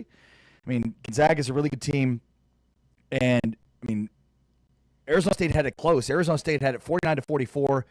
And then with 5.5 minutes remaining, it was the former Arizona State Sun Devil Adam Miller who knocked down back-to-back three-pointers that kind of put Gonzaga in the lead for good here, 67-52, and prevented the comeback. But overall, disappointing loss here for Arizona State, but they felt in it the entire way, and we got to see, Mo Odom. We saw the full repertoire of him and what his abilities are. 12 points, hit 4 3-pointers, dished out 7 assists. So,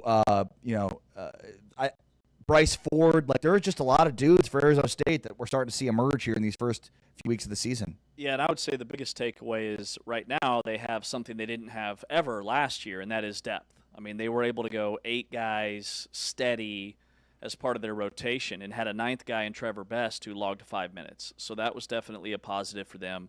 Gonzaga has an absolutely loaded roster. The other game that I looked at from yesterday was the way Houston beat Auburn.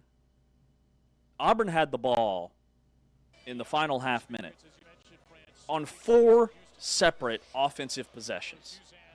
They got blocked. The ball goes out of bounds. Rebound. Ball gets batted out of bounds. They had it 4 times, and Houston had 4 goal line stands, if you will, to close out this game. Houston is already so much further ahead this year than they were this time last year. Breakout games from Kingston Flemings and Chris Sunak. Flemings had 22. Sunak had 18 and 9 for this Houston team, and those are freshmen. Freshmen at Houston aren't supposed to be able to do what these guys are doing this early in the year. Well, yeah, I mean, that's, you talked about DiBonsa, and look at what Flemings did. 22 on 8 of 13 shooting, 7 assists, and then had a huge block late. So we're seeing, the full repertoire of Flemings and how good he can be on the defensive end. And then Sunak, 18 and 9.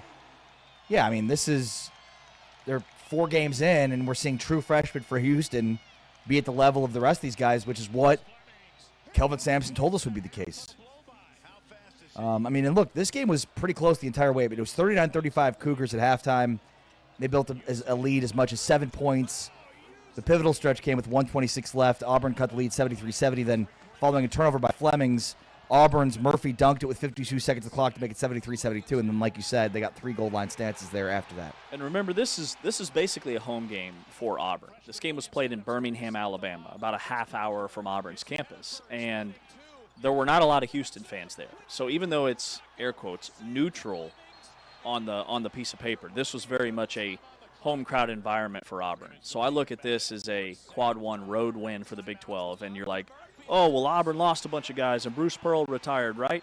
Well, they still have Keyshawn Hall, who had 20 points. They still have Tashad Pettiford. They still have their top 2 players from last year's team that made a deep run. So this was a massive win for Houston. Yeah, and I would say the other massive win, and look, when you look at the scoreboard from this weekend, did we expect TCU to beat number 6 Michigan? Do we expect Arizona State to beat number 19 Gonzaga? Did we even expect Colorado to necessarily beat Providence? Colorado's off to a great start, by the way, in terms of Power 5.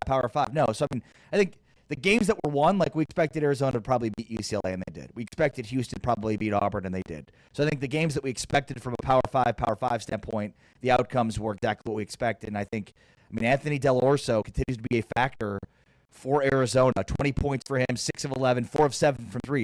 So when we look at Arizona and say, can they be a good 3-point shooting team? They took 5 total 3-point shots, Arizona, in their opening season victory over the defending champs, Florida. And here in this game, Del Orso had 7 threes by himself. and then hit 2 crucial free throws with 17 seconds left. Del Orso did to hit to seal the win. It was a phenomenal weekend for the Big 12. Even in a loss for BYU, they're grabbing people's attention with how good DeBonsa is. Houston's win over Auburn, but you just hit it right there. Maybe the 2 most underrated wins of the entire non-conference so far came this weekend on Friday night with UCF beating Texas A&M 86-74, and then Colorado. That is a Providence team that people expected to be much better this year under Kim English, who's going into his 3rd year, the former Missouri great. He went 21-14 his first year, a step back last year, but they retooled their roster, and they were scoring over 90 points per game in their first couple of contests coming into this one, and Colorado beat them 97-88. Colorado has pieces. There are guys on that team that are future pros. They're international players. They're really young and they're really raw, but they're in their 2nd year now, and in some cases 3rd now within that Tad Boyle system that he churns out NBA players. He's had guys drafted in 3 of the last 5 drafts, and a lot of that has to do with their development. So I'm very much looking at that Colorado win as a big one. Yeah, and look, I mean, the wins overall in the Big 12, the freshmen performing, DeBonsa, the Houston freshman. But how about Darren Peterson? So in a game this weekend where Kansas knocks off Princeton, it's the 2nd consecutive game that Kansas is without Darren Peterson. Bidunga went off 25, 10, and 3 blocks, showing the potential for his power, especially against an overmatched, from an athletic standpoint, Princeton team. But Kansas plays Duke at Madison Square Garden tomorrow. Will they have Darren Peterson? Here's what Bill Self said after the Princeton win. We're not obviously going to have him, at least for, the immediate future. I just don't know how long that'll be. Interesting. How delightfully ambiguous there, James. I mean, he's definitely not playing against Duke tomorrow. That does feel like that's the immediate future, does it not? That would be pretty immediate. And we have no idea what's actually going on. And if it's a right hamstring tightness situation, which is what Kansas has called it in the past. Again, we talked about this last week. You sit him. You sit him for these big games because you're going to need him in conference play. But hamstring injuries are injuries that can linger. And so how serious is the strain? Is it there's different grades for it. Is a grade 2 or 1, 2, or 3, whatever it may be. But the concern for KU is they've put so much of their eggs in the Darren Peterson basket that without him, this season looks really, really bleak, especially when you look at how strong these other teams have been so far in the non-conference. Yeah. Yeah, I mean, that was not the most optimistic quote from Bill Self. No. I mean, he was trying to struggle for the right words to say, and basically, like, we're not going to have him in the immediate future. Well, the immediate future for Kansas is an extremely important stretch for Kansas and for the Big 12. They've got Duke on Tuesday. Then they head to Vegas for that tournament, the Players Era tournament, where they'll play Notre Dame and Syracuse. And then they go to play UConn. Is that one in stores? No, that one's at Allen Fieldhouse against UConn. Then Missouri, then NC State. So, I mean, they're about to start a stretch here from Tuesday all the way until December 13th, where they're playing Duke, Notre Dame, Syracuse, UConn, Missouri, and NC State. All Power 5 matchups before they get a few tune-ups with Towson, Davidson, before conference play starts. So we'll see how long they'll be without Darren Peterson. All right, coming up next, Chancellor Johnson, Big 12 analyst and content creator, joins us to recap the Hoops weekend. With James Wesley, I'm Ari Tepkin. This is Big 12 Today on Big 12 Radio, presented by Modelo. Heard on TuneIn and watched on Big 12 Studios.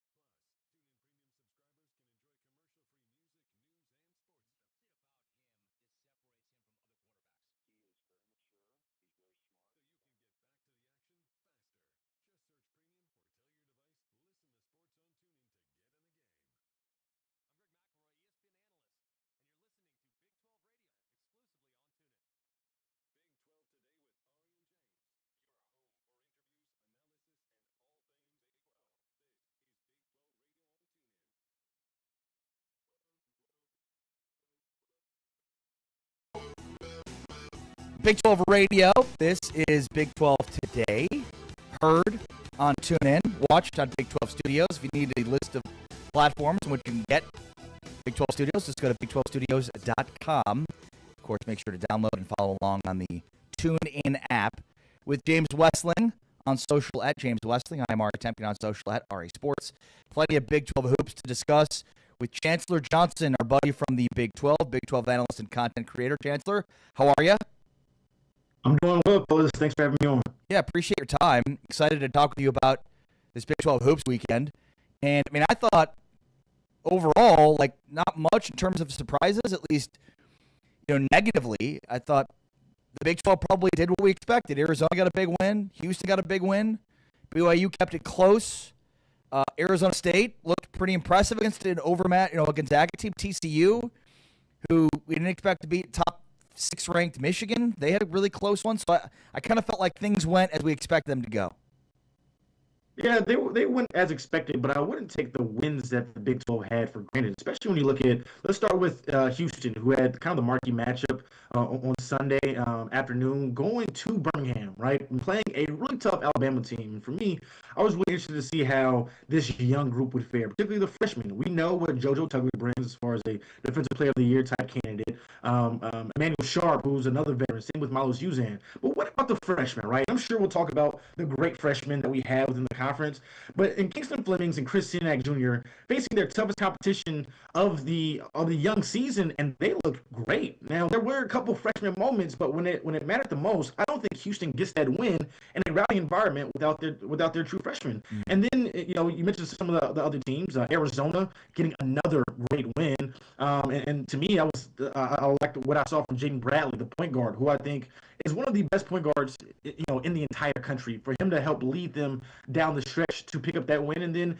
AJ DeBonsa and what he did in that second half against one of the best defensive teams in the country in UConn, I thought it was a really impressive showing. But that's to be, as you mentioned, that's kind of expected for a guy of his talent. And then Arizona State, showing some fight against a good Gonzaga team as they look to rebuild and look to make some noise in the Big 12. And the same thing with TCU. I think if you're a Horned Frogs fan, you're pretty disappointed that they couldn't pull out that win over Michigan at home. But overall, a good showing for the Big 12 over the weekend. Chancellor, I want to lean back into something you said about the Houston freshmen and just how solid they were all game. But they had to make big plays down the stretch to close that game out for Houston. So what does that say about just how far along they might be within Kelvin Sampson's system and program? Yeah, I've been very impressed. And going back to the beginning of the season, actually the offseason, I was talking to members of the program. I said, hey, which one of these freshmen, out of the three, do you feel like will make the biggest impact this year? It was kind of split on answers. One, and I was a little bit surprised, was Kingston Flemings. And when I asked about Kingston, like, their faces lit up, like wait till you guys see this kid, right?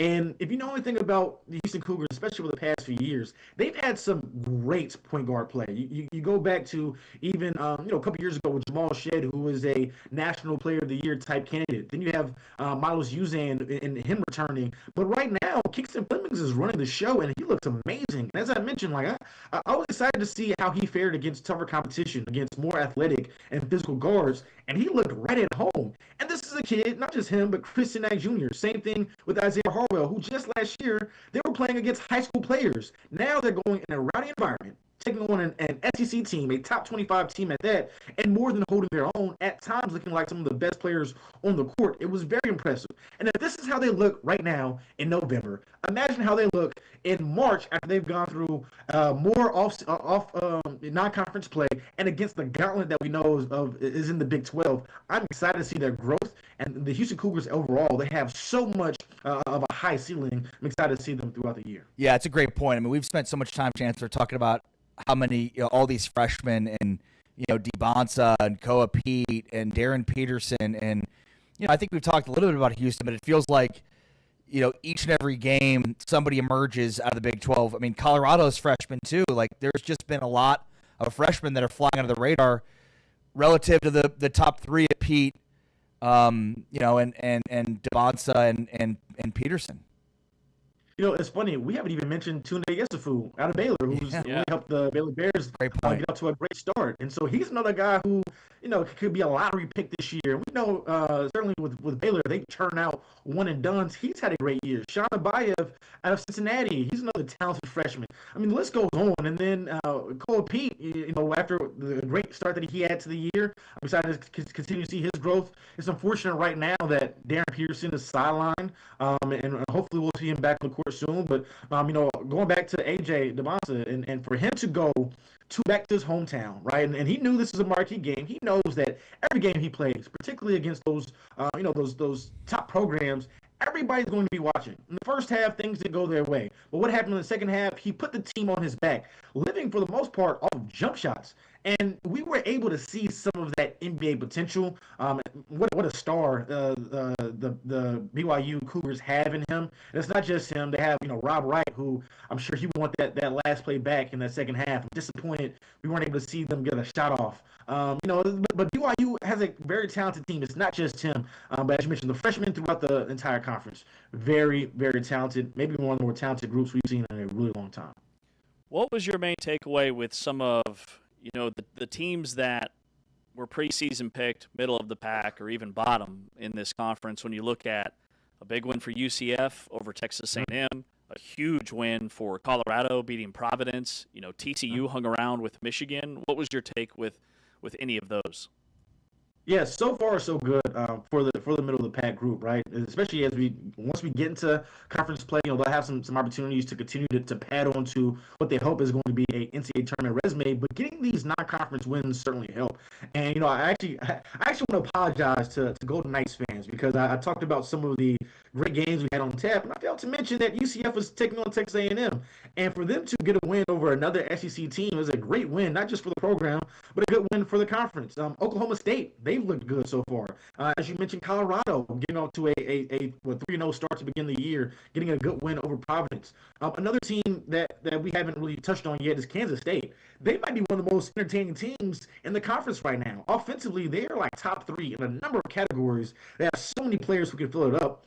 PJ Haggerty was named as the preseason newcomer of the year, and so far he looks like it. I mean, that guy is an absolute stud, and I think they can certainly make some noise, in the Big 12 as well. They expect to be a tournament team, and so they have they have a big matchup this week later on as well. We'll see how good they really are. But as you mentioned, some of those middle of the pack teams, they've had an impressive showing to begin the year. Talk with Chancellor Johnson here, Big 12 analyst and content creator, reacting to the Big 12 college hoops weekend that was.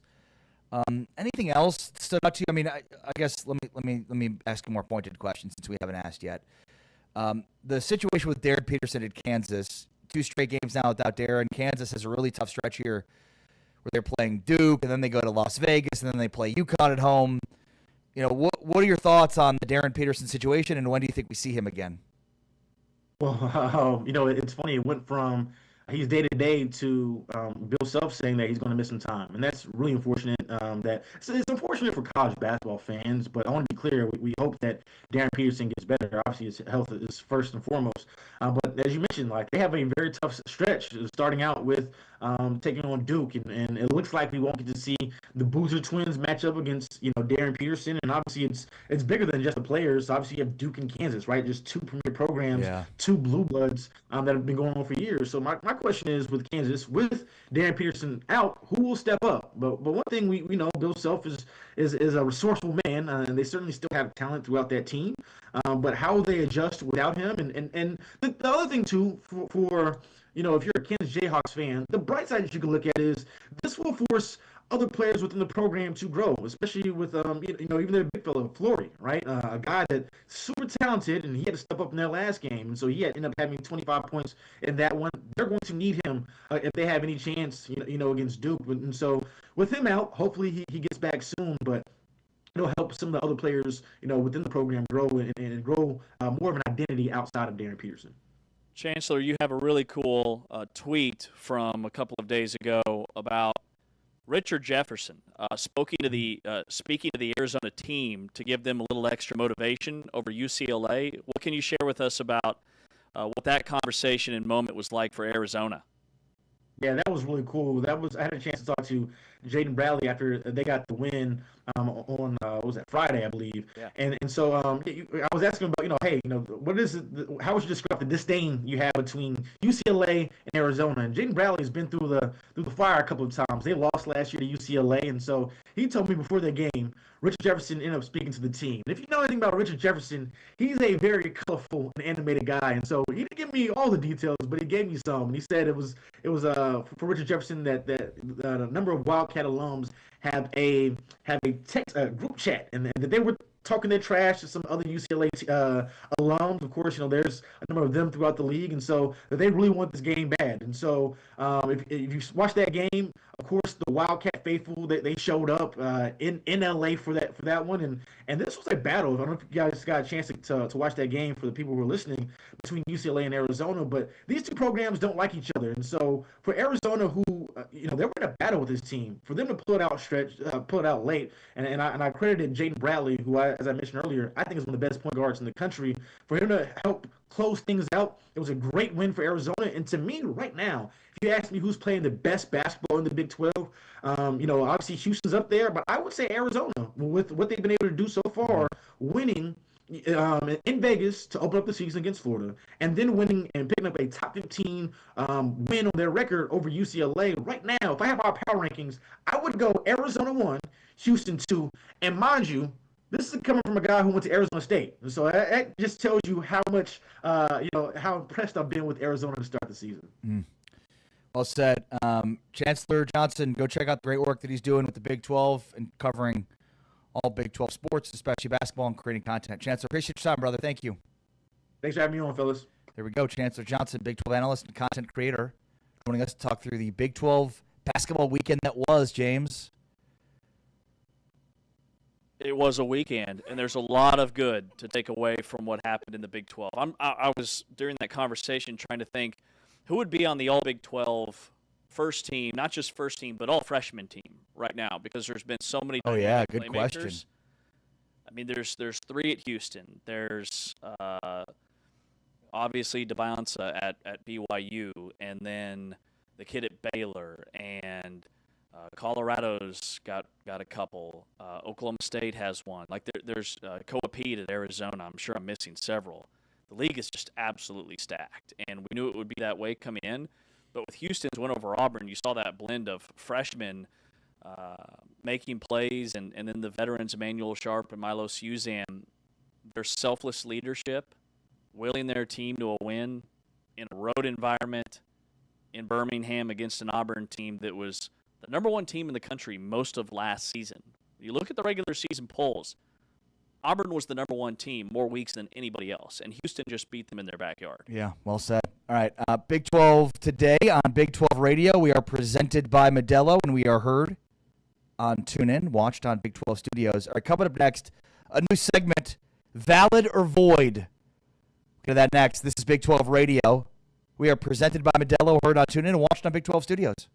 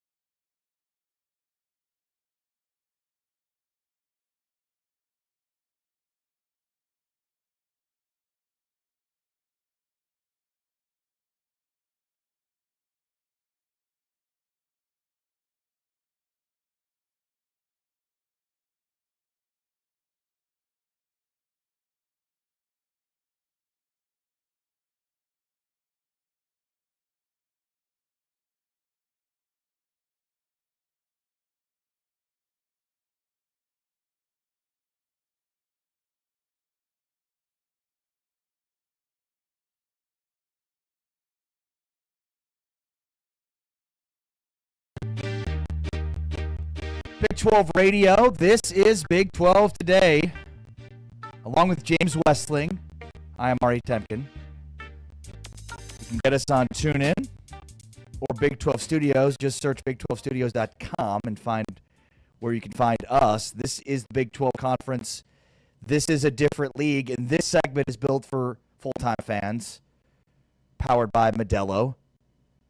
And look, I mean, we're here for the full-time fans, the ones that are glued to each and every, all 22, all the highlights, all of the everything, the ones that are glued to their group chat, all of the fans. All of them. Here's Cheers to You, brought to you by Modelo, and a new segment we're calling Void or Valid. James, explain the rules. Void or valid. We're ready for the VIP section of the club, says Ari Timken. It is top 5 statements from the weekend. I have 5 statements, and I want you to validate them or void them. Do you agree? Do you disagree?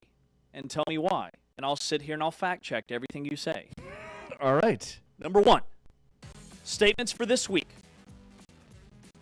Avery Johnson is Kansas State's QB1 of the future. That is void. Voiding Avery Johnson as QB1 of K-State's future. I mean, what do you do? Another offensive coordinator? Avery Johnson's had a different offensive coordinator seemingly every year that he's been there. I mean, you're kind of stuck if you're K-State, right? What are you going to do here? You brought in the highest recruit ever that K-State's ever brought in. Wait, you're voiding him or you're validating him? Are you saying he will be and should be, or he will not and should not? Void means would not, will not, should not. Okay, just making sure. But yet I'm talking myself through it, right? I mean, like, what else are you supposed to do if you're K-State? Yeah.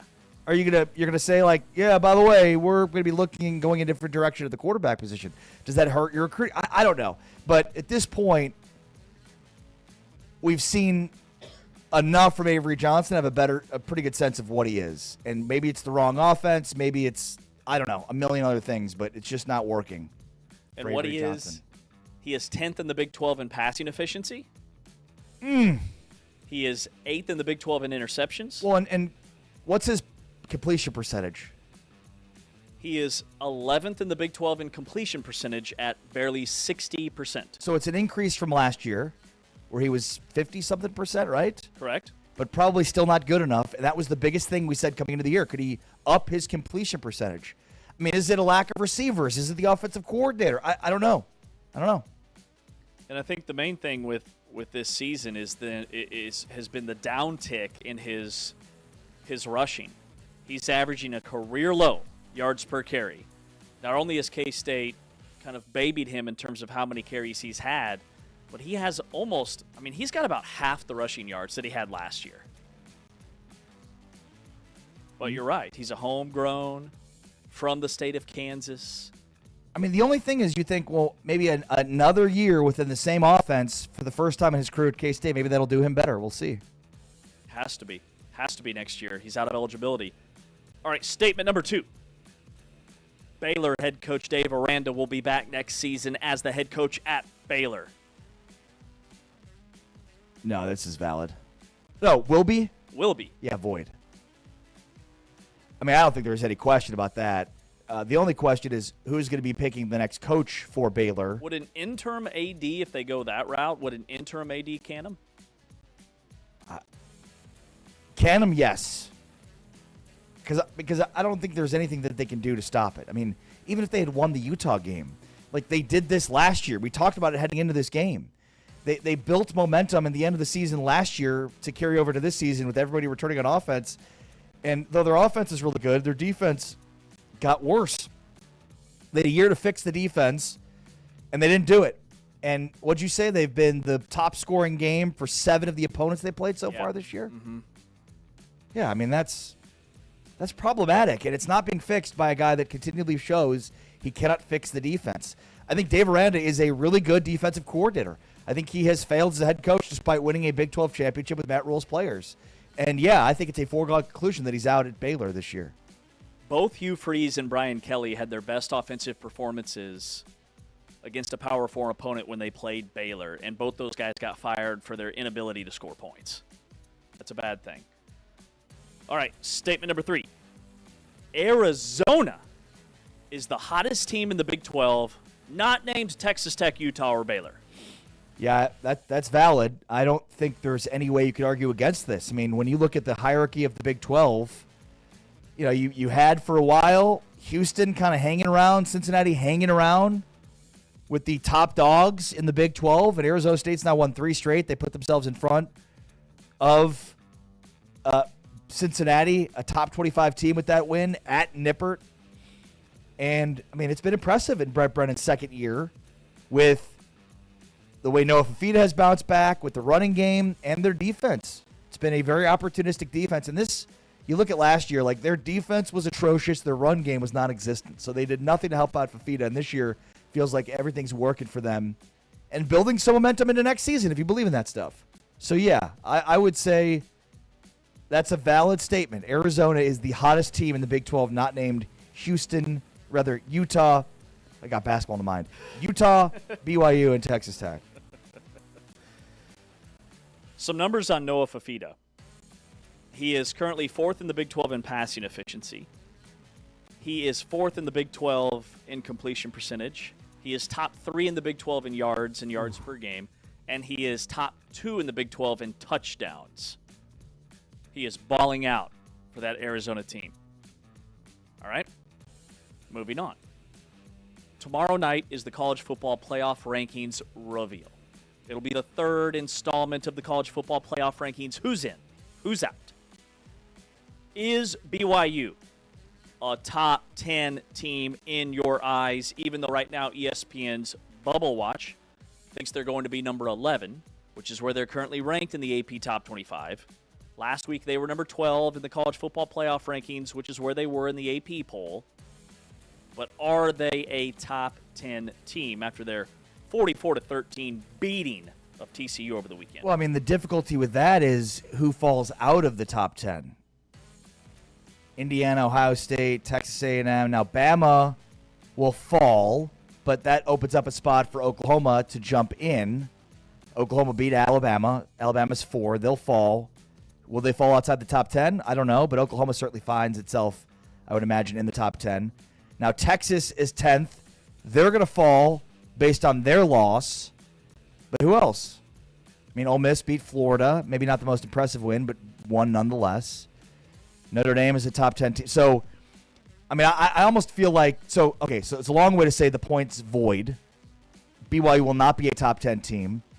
I think if any team out of the Big 12 becomes a top 10 team this week, it'll be Utah, despite a win over BYU, a loss to BYU, which I know will upset BYU fans, but I think a win on the road against Baylor more impressive than a win at home against TCU. But I'm not sure. I mean, if Oklahoma moves into the top 10, then I believe a Big 12 team will end up 10th, whether or not it's BYU or Utah. Because Oklahoma will move into the top 10, Texas falls out. Does Alabama fall out from 4 with their loss to Oklahoma? I would think so, but maybe not. Alabama has 2 losses. I think Alabama falls to 10. Everybody else moves up. So you'll have Texas Tech at 5, and you'll have, everybody else will move up a spot, and then you'll find, I bet you it'll be Oklahoma at 9. So Oklahoma will move up from 11 to 9, jumping past Alabama. That'll be ranked 10th. And then I think you'll have 11 and 12 will be Utah and BYU. That's my prediction for it. I cannot magnify enough how this is a carbon copy of what happened to Alabama last year. Last year they had that glaring loss to Vanderbilt. Well, this year they have a glaring loss at Florida State, who's won, 3 games this year? They just lost at home to Oklahoma. Now, they're probably going to win out because they play Eastern Illinois this weekend, and then they play at Auburn to wrap up the regular season. So it's going to be the same story of how much weight you put into a bad loss versus a quality win because they won at Georgia and at Missouri, and they beat Tennessee and Vanderbilt. So they have as many top 25 wins as anybody in the country.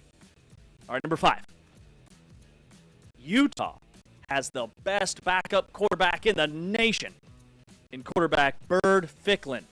who had 166 yards on 6 carries this past weekend at Baylor. This sort of felt like what Avery Johnson did to Texas Tech a couple of years ago. Yeah. Where they just brought him in and he ran roughshod over Tech. What do you have in that game? 5 touchdown runs? He had 5 touchdowns in a half. Yeah, so He did it in a half. not as impressive with 2 touchdowns, but felt like a little bit like that.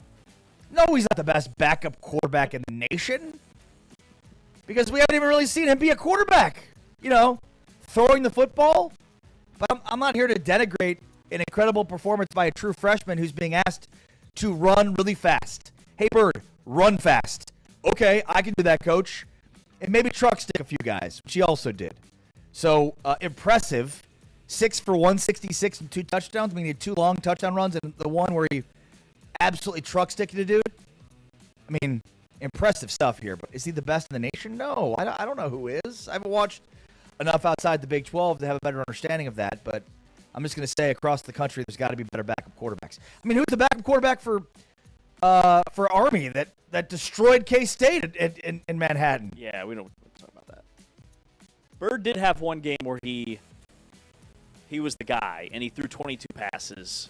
I mean, how many backup quarterbacks does West Virginia have? At least 4. Yeah. Is Scotty Fox a backup quarterback? At least 4. Jeff Sims, backup quarterback. Yeah, Jeff Sims. Pretty good. He might be the best. Good call. But Bird Ficklin, his rushing numbers this season, so he's appeared in 9 games. And he has 47 carries for 442 yards and 7 touchdowns, averaging 9.4 yards per rush. The thing is, though, it's not like Wayshawn Parker had a bad game. You know what I mean? Like, it doesn't really matter. Everybody. They've got fast dudes, and those fast dudes are going untouched, streaking down the sideline, streaking through the middle of the field. It doesn't matter. This is a offensive line that is full of NFL players, and you don't have NFL players on your defensive line. That's pretty much what Utah is saying. I've got one. Oh, you've got one. Okay. Valid or void? Okay. Utah is the second best team in the Big 12. I was about to ask you the same exact question. If BYU and Utah played today, who wins that game? Because I think both teams are better than they were the first time they met. Their trajectory has continued to climb. And that was a banger of a football game back in early October, late September? But if we had that matchup now, I think it would be nearly identical. Comes down to the final possession, comes down to whoever gets those key 3rd and short and 4th and short stops, and it's a total coin flip. But if we're looking at resume, who has the more impressive resume, style points, EPA, SP+, success rate, I do think it's Utah. Who's the better team right now? I think it's Utah. Yeah.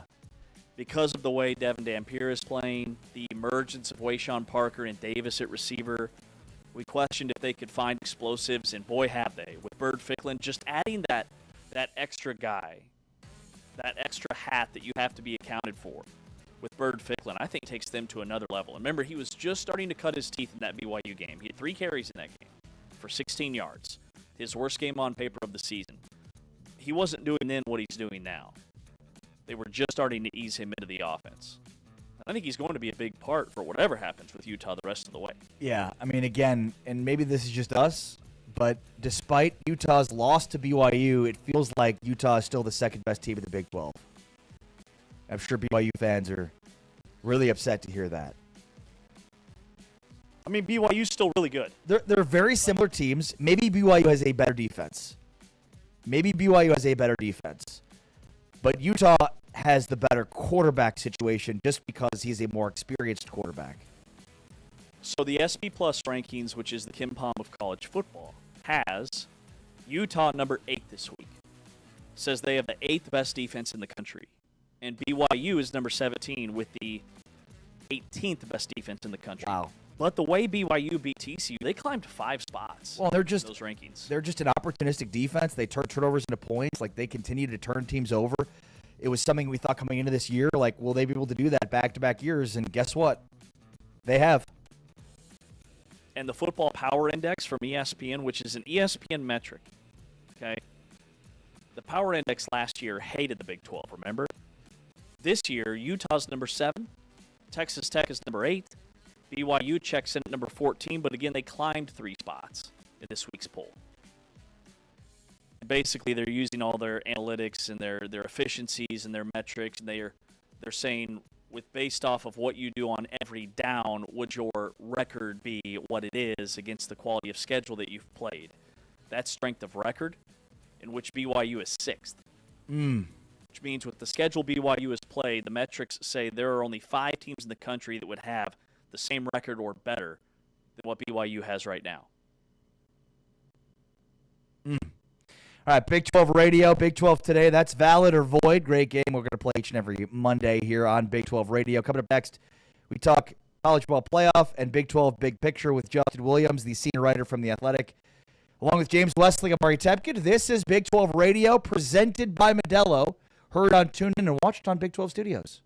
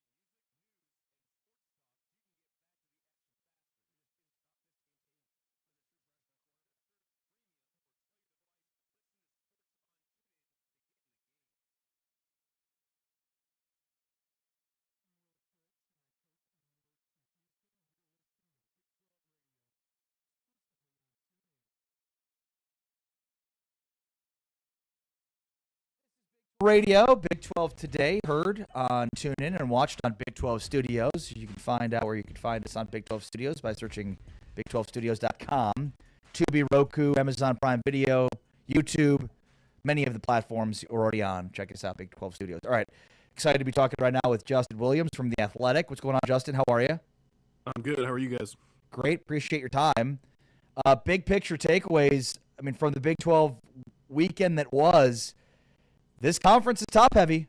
This has been a league of parity, and this year it just feels like they've got three big-time heavy hitters at the top of this conference. Yeah, obviously, I think we've seen the past few weeks, especially Texas Tech is at the top of this league.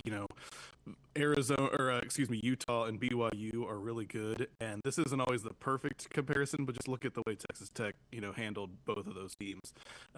But now with these getting into the last couple weeks, it's kind of shaping up where it's looking like we could get a Texas Tech BYU rematch in the title game. I think it's really going to come down to this Cincinnati BYU game on Saturday, which isn't quite as exciting as it could have been if Cincinnati could have beaten Arizona last week, but should set up a big one, a big noon kickoff's going there. I think it's an 8 p.m. local time kick, so I think that'll tell us a lot about how things are going to finish out the rest of the way.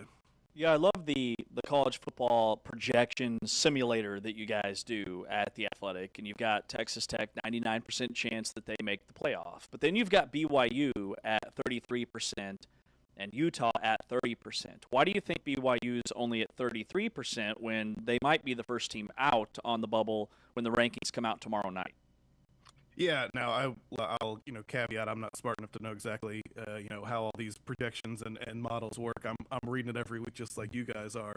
I think that's reflective though of the fact that the best path for BYU or Utah to get into the playoff would be to get to the title game and beat Texas Tech. And I just think what we've seen from Texas Tech, that seems like it's going to be a tall order. I do think that we can kind of get into some of the scenarios where if BYU would get to the title game and that would be their second loss, of the season and against Texas Tech, do they get in? I think there's, a fair question and argument there. But I think just because of how good Texas Tech has looked and how dominant they've been outside of that loss to Arizona State when they didn't have Barron Morton at quarterback, I think that's where you're seeing maybe like some lower percentages for BYU and Utah because they're basically saying that they're probably going to have to get in that large bid to get in, and that's going to be a tall order based on how some other things shake out in the Big Ten and SEC especially. I'm curious for what you think the path is for the Big 12 to get two bids. So I think the surest path that would almost definitely get them in two teams would be if Texas Tech wins out. They only have one more game left. They have a bye this week, and then I think they go to at West Virginia. BYU has Cincinnati and then UCF, I believe. So say both those teams went out, they get into the Big 12 championship game. If BYU would beat Texas Tech in the championship game, then BYU is definitely going to be, one of the highest 5-ranked conference champions. They're going to get in. And Texas Tech at that point, that would be their second loss, but I think they'd be a top 5 team. There's no way they're dropping out, in my opinion, of the top 11, 12, whatever it would be in the CFP rankings if they lose to a top 10 BYU team in the conference title for only their second loss of the season. That's easy. You're getting two teams in there. I do think it's going to be interesting what happens if, say, we get that BYU Texas Tech rematch in the title game. If Texas Tech wins again, BYU again, they're probably going to be kind of around that top 10 area in the CFP rankings. We saw last year the committee made a pretty big deal about if you make it to the conference title game and lose, they don't want to penalize you. Is that going to be the same thing this year? I think it's definitely fair to say, hey, if BYU would lose twice to Texas Tech and they only have 2 losses and they made the conference title game, then they should get in over a Big Ten team or an SEC team that, maybe has 2 losses but didn't make the conference title game, or certainly one of those teams that has 3 losses. But I think that's what the conversation would come down to. And so I'm really interested to see if we get to that point, what are some of those other teams that have 2 losses? How does it kind of shake out? I think BYU would definitely have a big argument.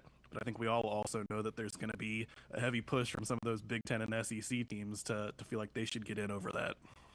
Justin, when you look at the College Football Playoff Committee and the way they've ranked teams so far, do you see anything that sticks out that's maybe different from recent years in terms of, they always talk about, passing the eye test. And I guess my question is, do you feel like everybody's been appropriately ranked in the first 2? I mean, you can always argue, I think with in good faith that maybe a team's lower or higher than it should be. It does, at least to me, feel like they've put a little more emphasis on the eye test here early on. Agreed. I think you can make some arguments about resumes, when it comes to even like Ohio State or Texas A&M or Indiana, teams that are all really good and should definitely be at the top. But I think you can make some arguments there. I think the Notre Dame Miami one has obviously gotten a bunch of attention. There's definitely worth asking, like, what's the point of playing these games if you're going to have teams with the same number of losses and similar resumes so far apart when Miami beats Notre Dame? Yeah. I think that's totally fair. I do think they've given the Big 12 more respect this season, and to me, Utah's a good example of that. Like, Utah's really good. They totally plastered Baylor over the weekend. Their two losses, like we said, are to BYU and Texas Tech, who are two very good teams.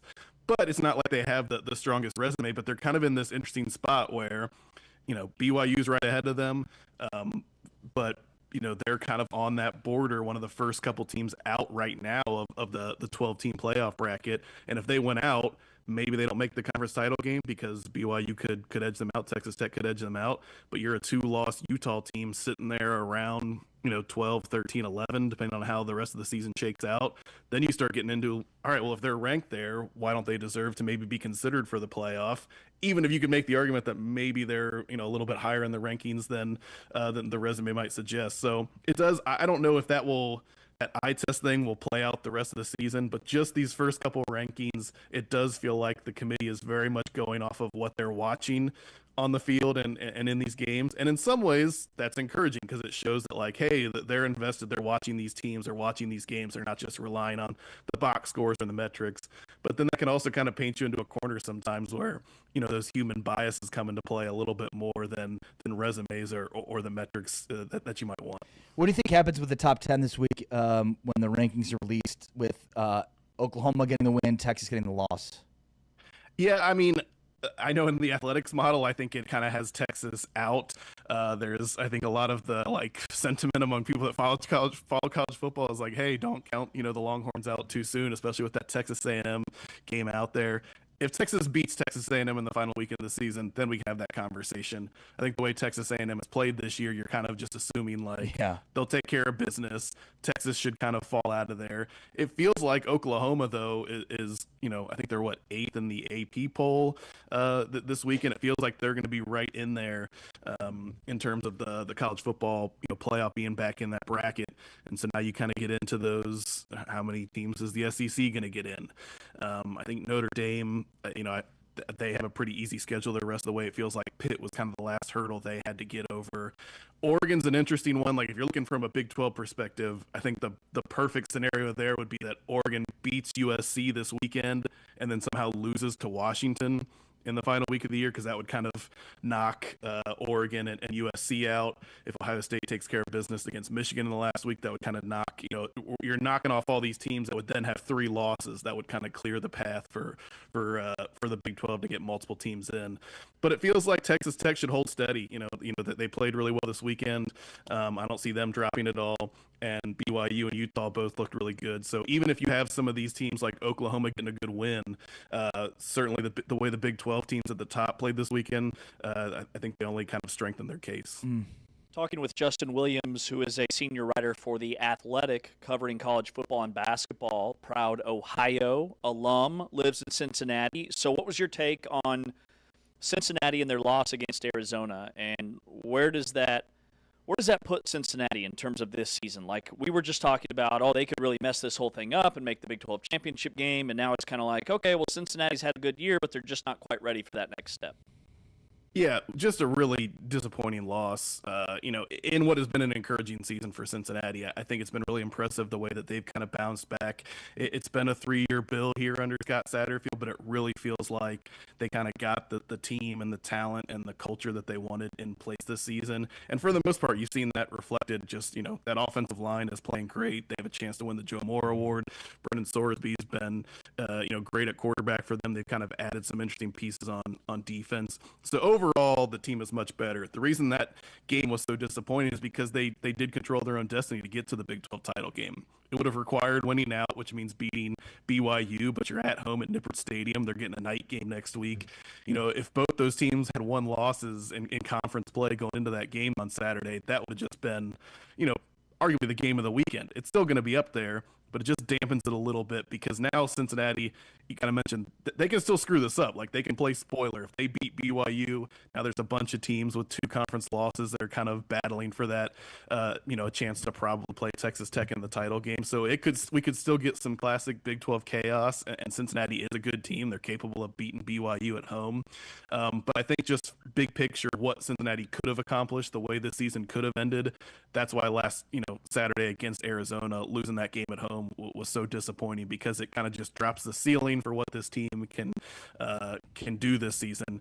And even if you end up with 8 wins and go to a good bowl game or whatever it ends up being, there's always going to be that kind of back of your head reminder of, man, it could have been just a little bit better. Yeah, I'm curious for your thoughts on, as we're talking with Justin Williams from The Athletic here on Big 12 Radio. I'm curious for your thoughts on the blue chip ratio piece, because Texas Tech and Indiana are so good this year, and both teams that could potentially win a national title. Like, do you think this is the year we might see the blue chip ratio go down? Yeah, and it's gotten less, right? Like, I think Michigan even a couple years ago wasn't quite as high. It does feel like in this kind of transfer portal NIL era that, the blue chips, you still need to have a good talented roster, but it doesn't have to be quite that like top upper tier level that it's been in the past. I do think, it'll be really interesting to see Indiana, especially. I think they're like one of the bottom teams even in the Big Ten when you compare, blue chip and recruiting talent composite and all that kind of stuff.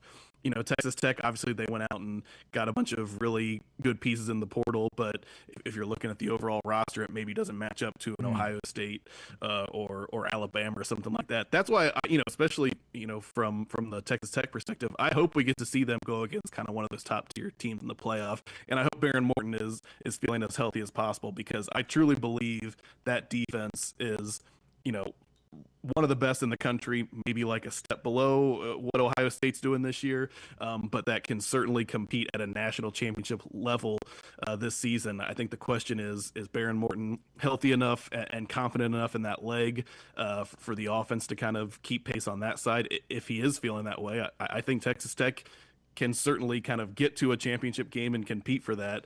But same thing with Indiana. Like, right. I think there's some questions of, man, are they quite as good as we've seen this year? And I feel like all they've done all season is just prove, yes, they are.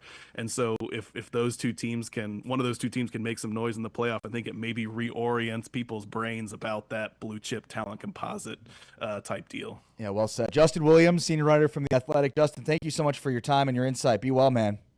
Thanks, fellas. Anytime. Appreciate having me on. Justin Williams from The Athletic joining us to break down his thoughts, kind of big picture, Big 12 and college football. Interesting stuff there. We break it all down to the final whistle next with James Westling. I'm Ari Tepkin. This is To You, the full-time fan, powered by Modelo. This is the Big 12 Conference. This is a different league.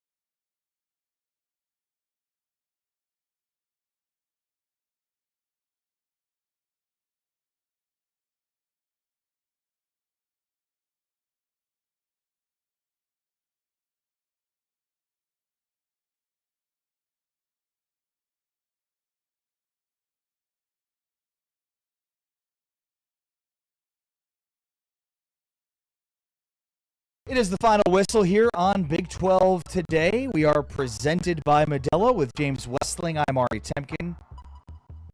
Great to have you with us today and every day in your home for the Big 12 TuneIn and Big 12 Studios. Make sure to download the TuneIn app and start streaming today.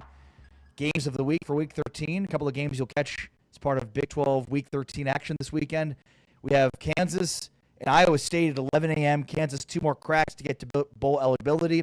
Iowa State also hoping to keep pace in that regard. That's 11 a.m. Central, 12 noon Eastern time, both coming off their byes. And then BYU, Cincinnati, the big game of the weekend. It is where Fox's big noon kickoff crew will be. The game's at 7 Central, 8 Eastern time, and you can catch both of those games right here as part of the game of the week on Big 12 Radio on TuneIn. All right, final whistle. I had a great camp out this weekend. I say great. It ended up being quite the dramatic weekend for, well, the whole camp at large.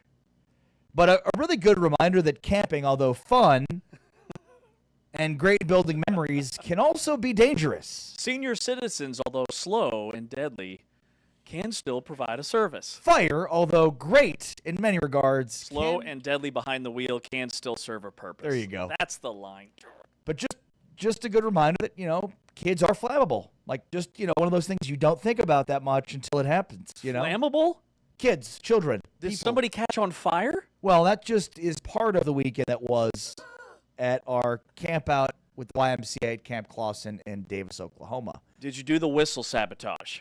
Did not do any sabotaging. We had enough drama on our own with the follow-up to what we talked about on Friday, getting involved with the Bowie boys in first grade. In fact, they were kind of inconsequential this weekend. Yeah, rival dad showdown at this camp out. I've been on the edge of my seat all weekend, but sounds like with all the serious stuff that went on, you hiding behind a tree and making noise and making them think it's a raccoon that they spend hours chasing would have been a bit much. Yeah, and believe me when I say we had drama with another group, which I'll have to ask some advice for you on. I'm ready. I have some questions for it. And I was trying to figure out whether or not I wanted to bring this up anyways, but let's start with the theatrics of this weekend. So just a good reminder that camping can be dangerous, especially when you are camping inside in a cabin.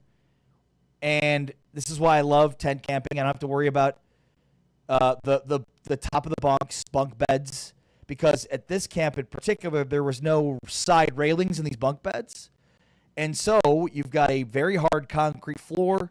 And what happened with one of the cabins with first graders was head met concrete floor with a lot of velocity. I don't know the exact details of the story, but as it turns out, a first grade boy might have been pushed from the top bunk while horse playing with another first grader, and he cracked his skull and fractured his eardrum, which I didn't even know is possible. He had to be airlifted from one hospital to another hospital that was in a bigger city close away, because Davis, Oklahoma is about 2 hours from Dallas.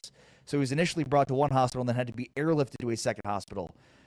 So that was just a horrible story to hear the first night. The second night. That's just the first night. That was just the first night. So these bunk beds have no railing, no protection. They're just a mattress on a loft, and it's a concrete floor beneath them? Yeah. I'm out. For that reason, I'm out. Yeah. That reason's enough to get a tent and a cot and enjoy yourself in a tent where you're not, suspended high in the air, but just a horrible thing to happen to a kid. And follow-up, is he still in the hospital? Is he okay? I believe he's still in the hospital. Man. But in stable condition. And then Saturday night, the second night, so we had kind of our first grade group and then the kindergarten boys from the same school, kind of in the same vicinity, the same area. Well, apparently some of the first grade boys were doing this trick where they were jumping up and grabbing a tree limb from a log. Some of the first grade boys were showing off their ability to do that to the kindergarten boys. And one kinder boy who's bigger than the rest, who's actually my neighbor, did the stunt, pulled it off, jumped on a log, grabbed the tree limb, hung there, felt good about it.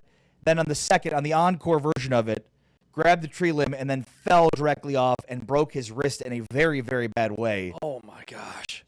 In fact, we have in our group, we have 2 doctors, and which is amazing. They both walked up and were like, yeah, that's definitely broken. You broke probably, your ulna and one of the other bones. How old is the kid? Your arm.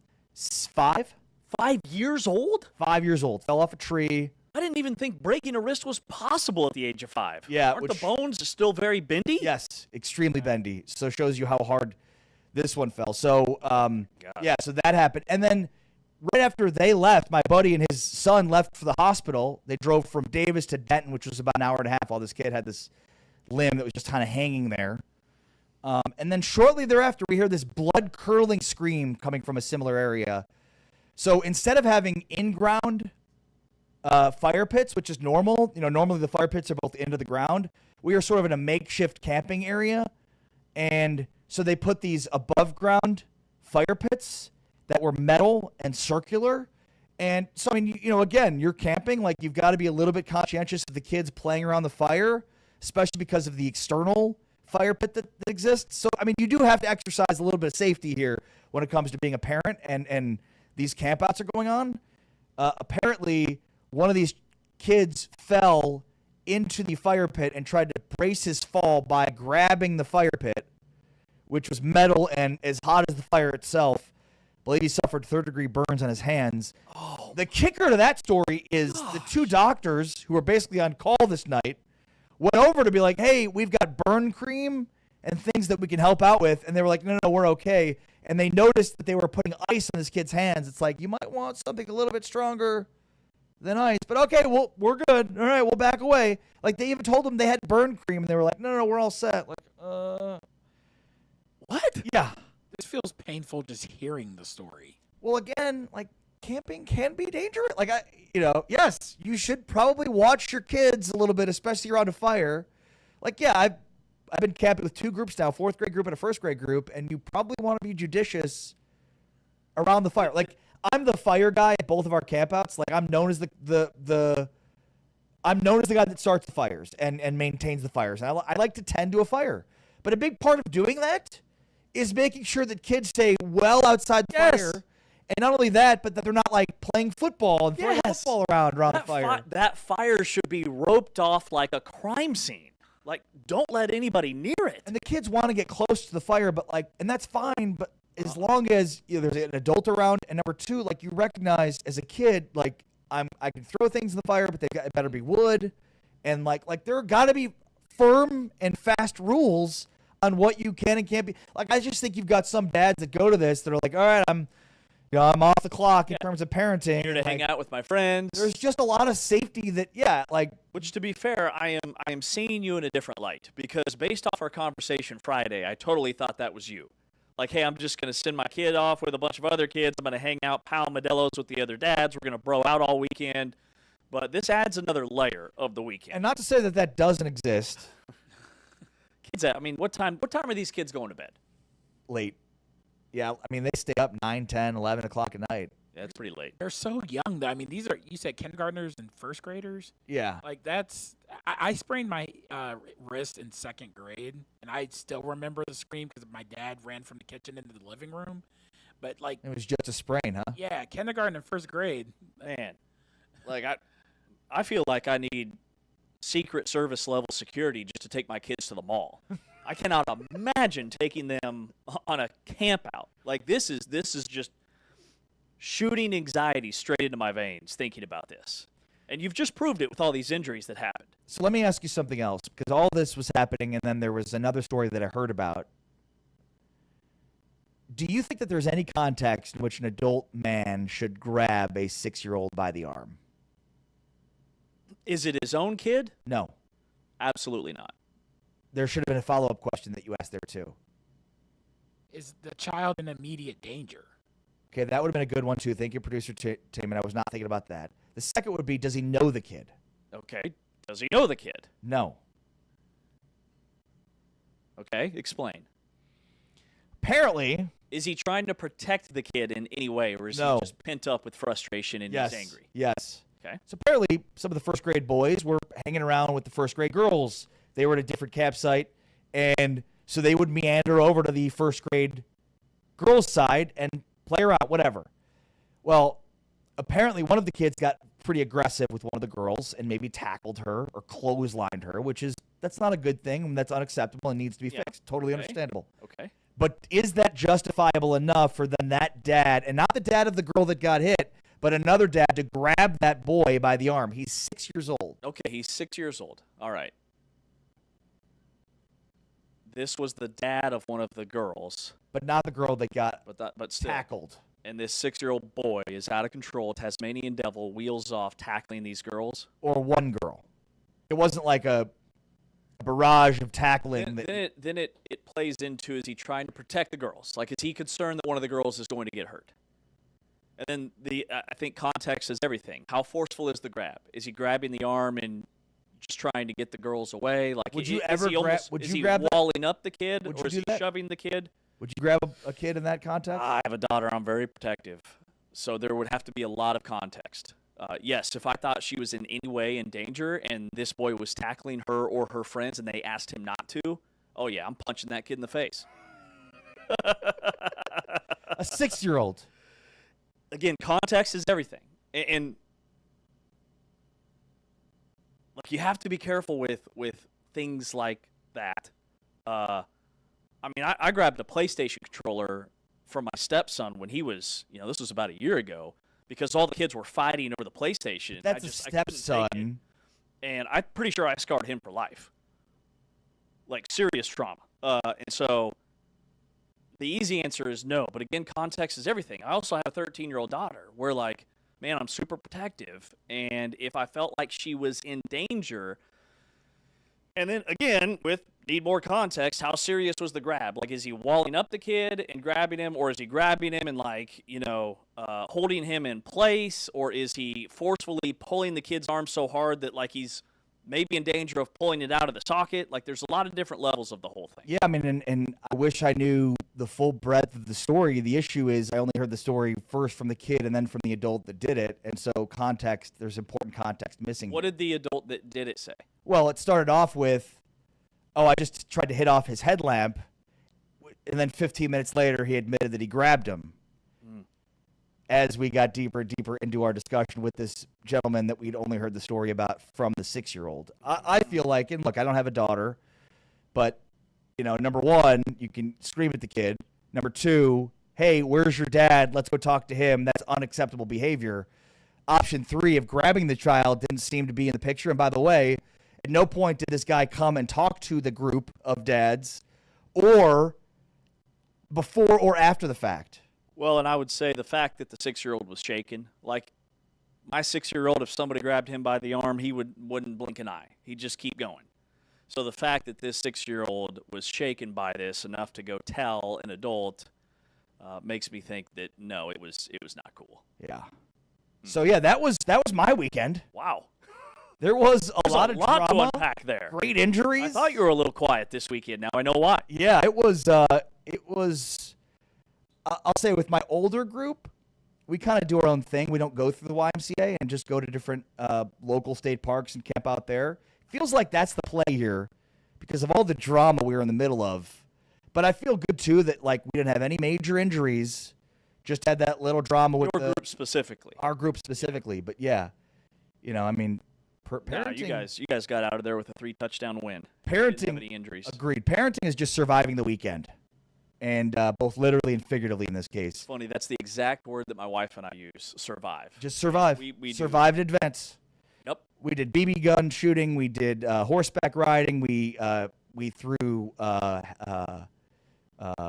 hatchets. Yeah. We had. Did you throw your own arrow? Personal hatchet? No, they had some hatchets. So it was a great time. Chopping a lot of fun. trees down only for that hatchet. That's awesome, man. Yeah. On a lighter note, can you power rank your top 5 Pitbull songs, 1 through 5? Because you're dressed today like we're headed to the club, and I love it. I'm here for it. I'm wearing my club fit tomorrow. If Taman, we are going clubbing. All right, after the show. Yay! That one is a good one. Okay. Yeah. All right. I mean, I don't have a lot of exciting. I'm on fire. There it is. Same song. Yeah. Fireball. Pitbull. Thank you. Yeah. Can you finish it out here? Give Me Everything. Hotel. I can't remember the exact title. Really put me on the spot. Time of Our Lives. Time of Our Lives. That's a Back in Time is super underrated from the Men in Black soundtrack. So there you go. There's a light 5. Not much Pitbull playing at our camp out this weekend. A light 5. But I guess the big takeaway should be that like campouts are great opportunities to have incredible memories with your kids. Just make sure it's in the positive way, you know? Yeah. No, there's some memories there. There are some core memories from that game. Lifelong memories camping with dad and friends and all that stuff, and just don't want to invalidate that with bad memories of, having a kid fall off headfirst into a concrete floor, break his wrist, or burn himself third degree with That's not good. his None of hands. that. Yeah. Well, my wife is out of town still. She should be back this afternoon with her 10-year-old son, my stepson, for his 10-year-old birthday. Oh, where'd they go? She took him to Minneapolis, Minnesota. Because that's where you go. That's where you go to celebrate a 10th birthday. It's random. He is a diehard Vikings fan. I mean, diehard. Closet is full of Vikings gear. Oh, no. So they took him to the Vikings-Bears game. Oh, no. We know how that ended. He was fine. Stage 10 meltdown, started in the third quarter, and then there was at least a little bit of a comeback. Yeah, no, the Bears should have put that game away earlier. Everything was Didn't. okay. But really what she's done is she has set the bar so high for birthdays now. Every kid lining up behind him, when's my trip? When's my trip? When am I going to go to someplace cool? Because it's just her and him. And, man, she's done a fantastic job. Like, it's a trip of a lifetime for this kid. Which, well, but they lost, so who knows how much they fun lost, it'll but be. I mean, they were an underdog, right? So, should have been expected going in. I talked a lot of smack before that game, by the way, to him. So I hope he's okay. You did before the game? Yeah, I mean, I saw him at a few of the flag Or were football you games. texting him? No, I mean, maybe I texted him a little bit, but is that weird? When's his birthday? November 15th was his birthday. Wow, how about that? Your stepson and my son are 2 days apart. Happy 10th birthday to my son Asher today. Your son's birthday is today? Today, 2 days apart. Yesterday was my mom's birthday. Wow. She's one of our biggest fans. Happy birthday, Mom. You guys Also are the 10? So, I mean, it is a birthday weekend. Also 10 years old, your mom? 10. Yeah, that's it's cool. Her 10th it's her anniversary of her 10th. Got it. So it's a big deal. That's a good one. So yeah, I had a lot of windshield time this weekend, driving back and forth. I didn't want to fly to my broadcast because of all the airport stuff going on. So listen to some podcasts, and I'd try to cram an hour-long podcast story into a minute, but we can do that tomorrow. I think you'll like it. Interesting. Okay. We'll do that. Good tease for tomorrow's show on a Tuesday. We're going to be, of course, still reaction fallout from Week 12, looking ahead to a big Week 13, plus Duke and Kansas tomorrow night. We're all getting ready for that tomorrow on tomorrow's show. For Taven Turner, for Anthony Smith, our producer with Raycom Sports, for James Wesley, I'm Ari Tepkin. Big 12 Radio has been presented by Modelo on this Modelo Monday. You can watch us on Big 12 Studios, listen on TuneIn, and we're back tomorrow. But for now, we're out. Peace.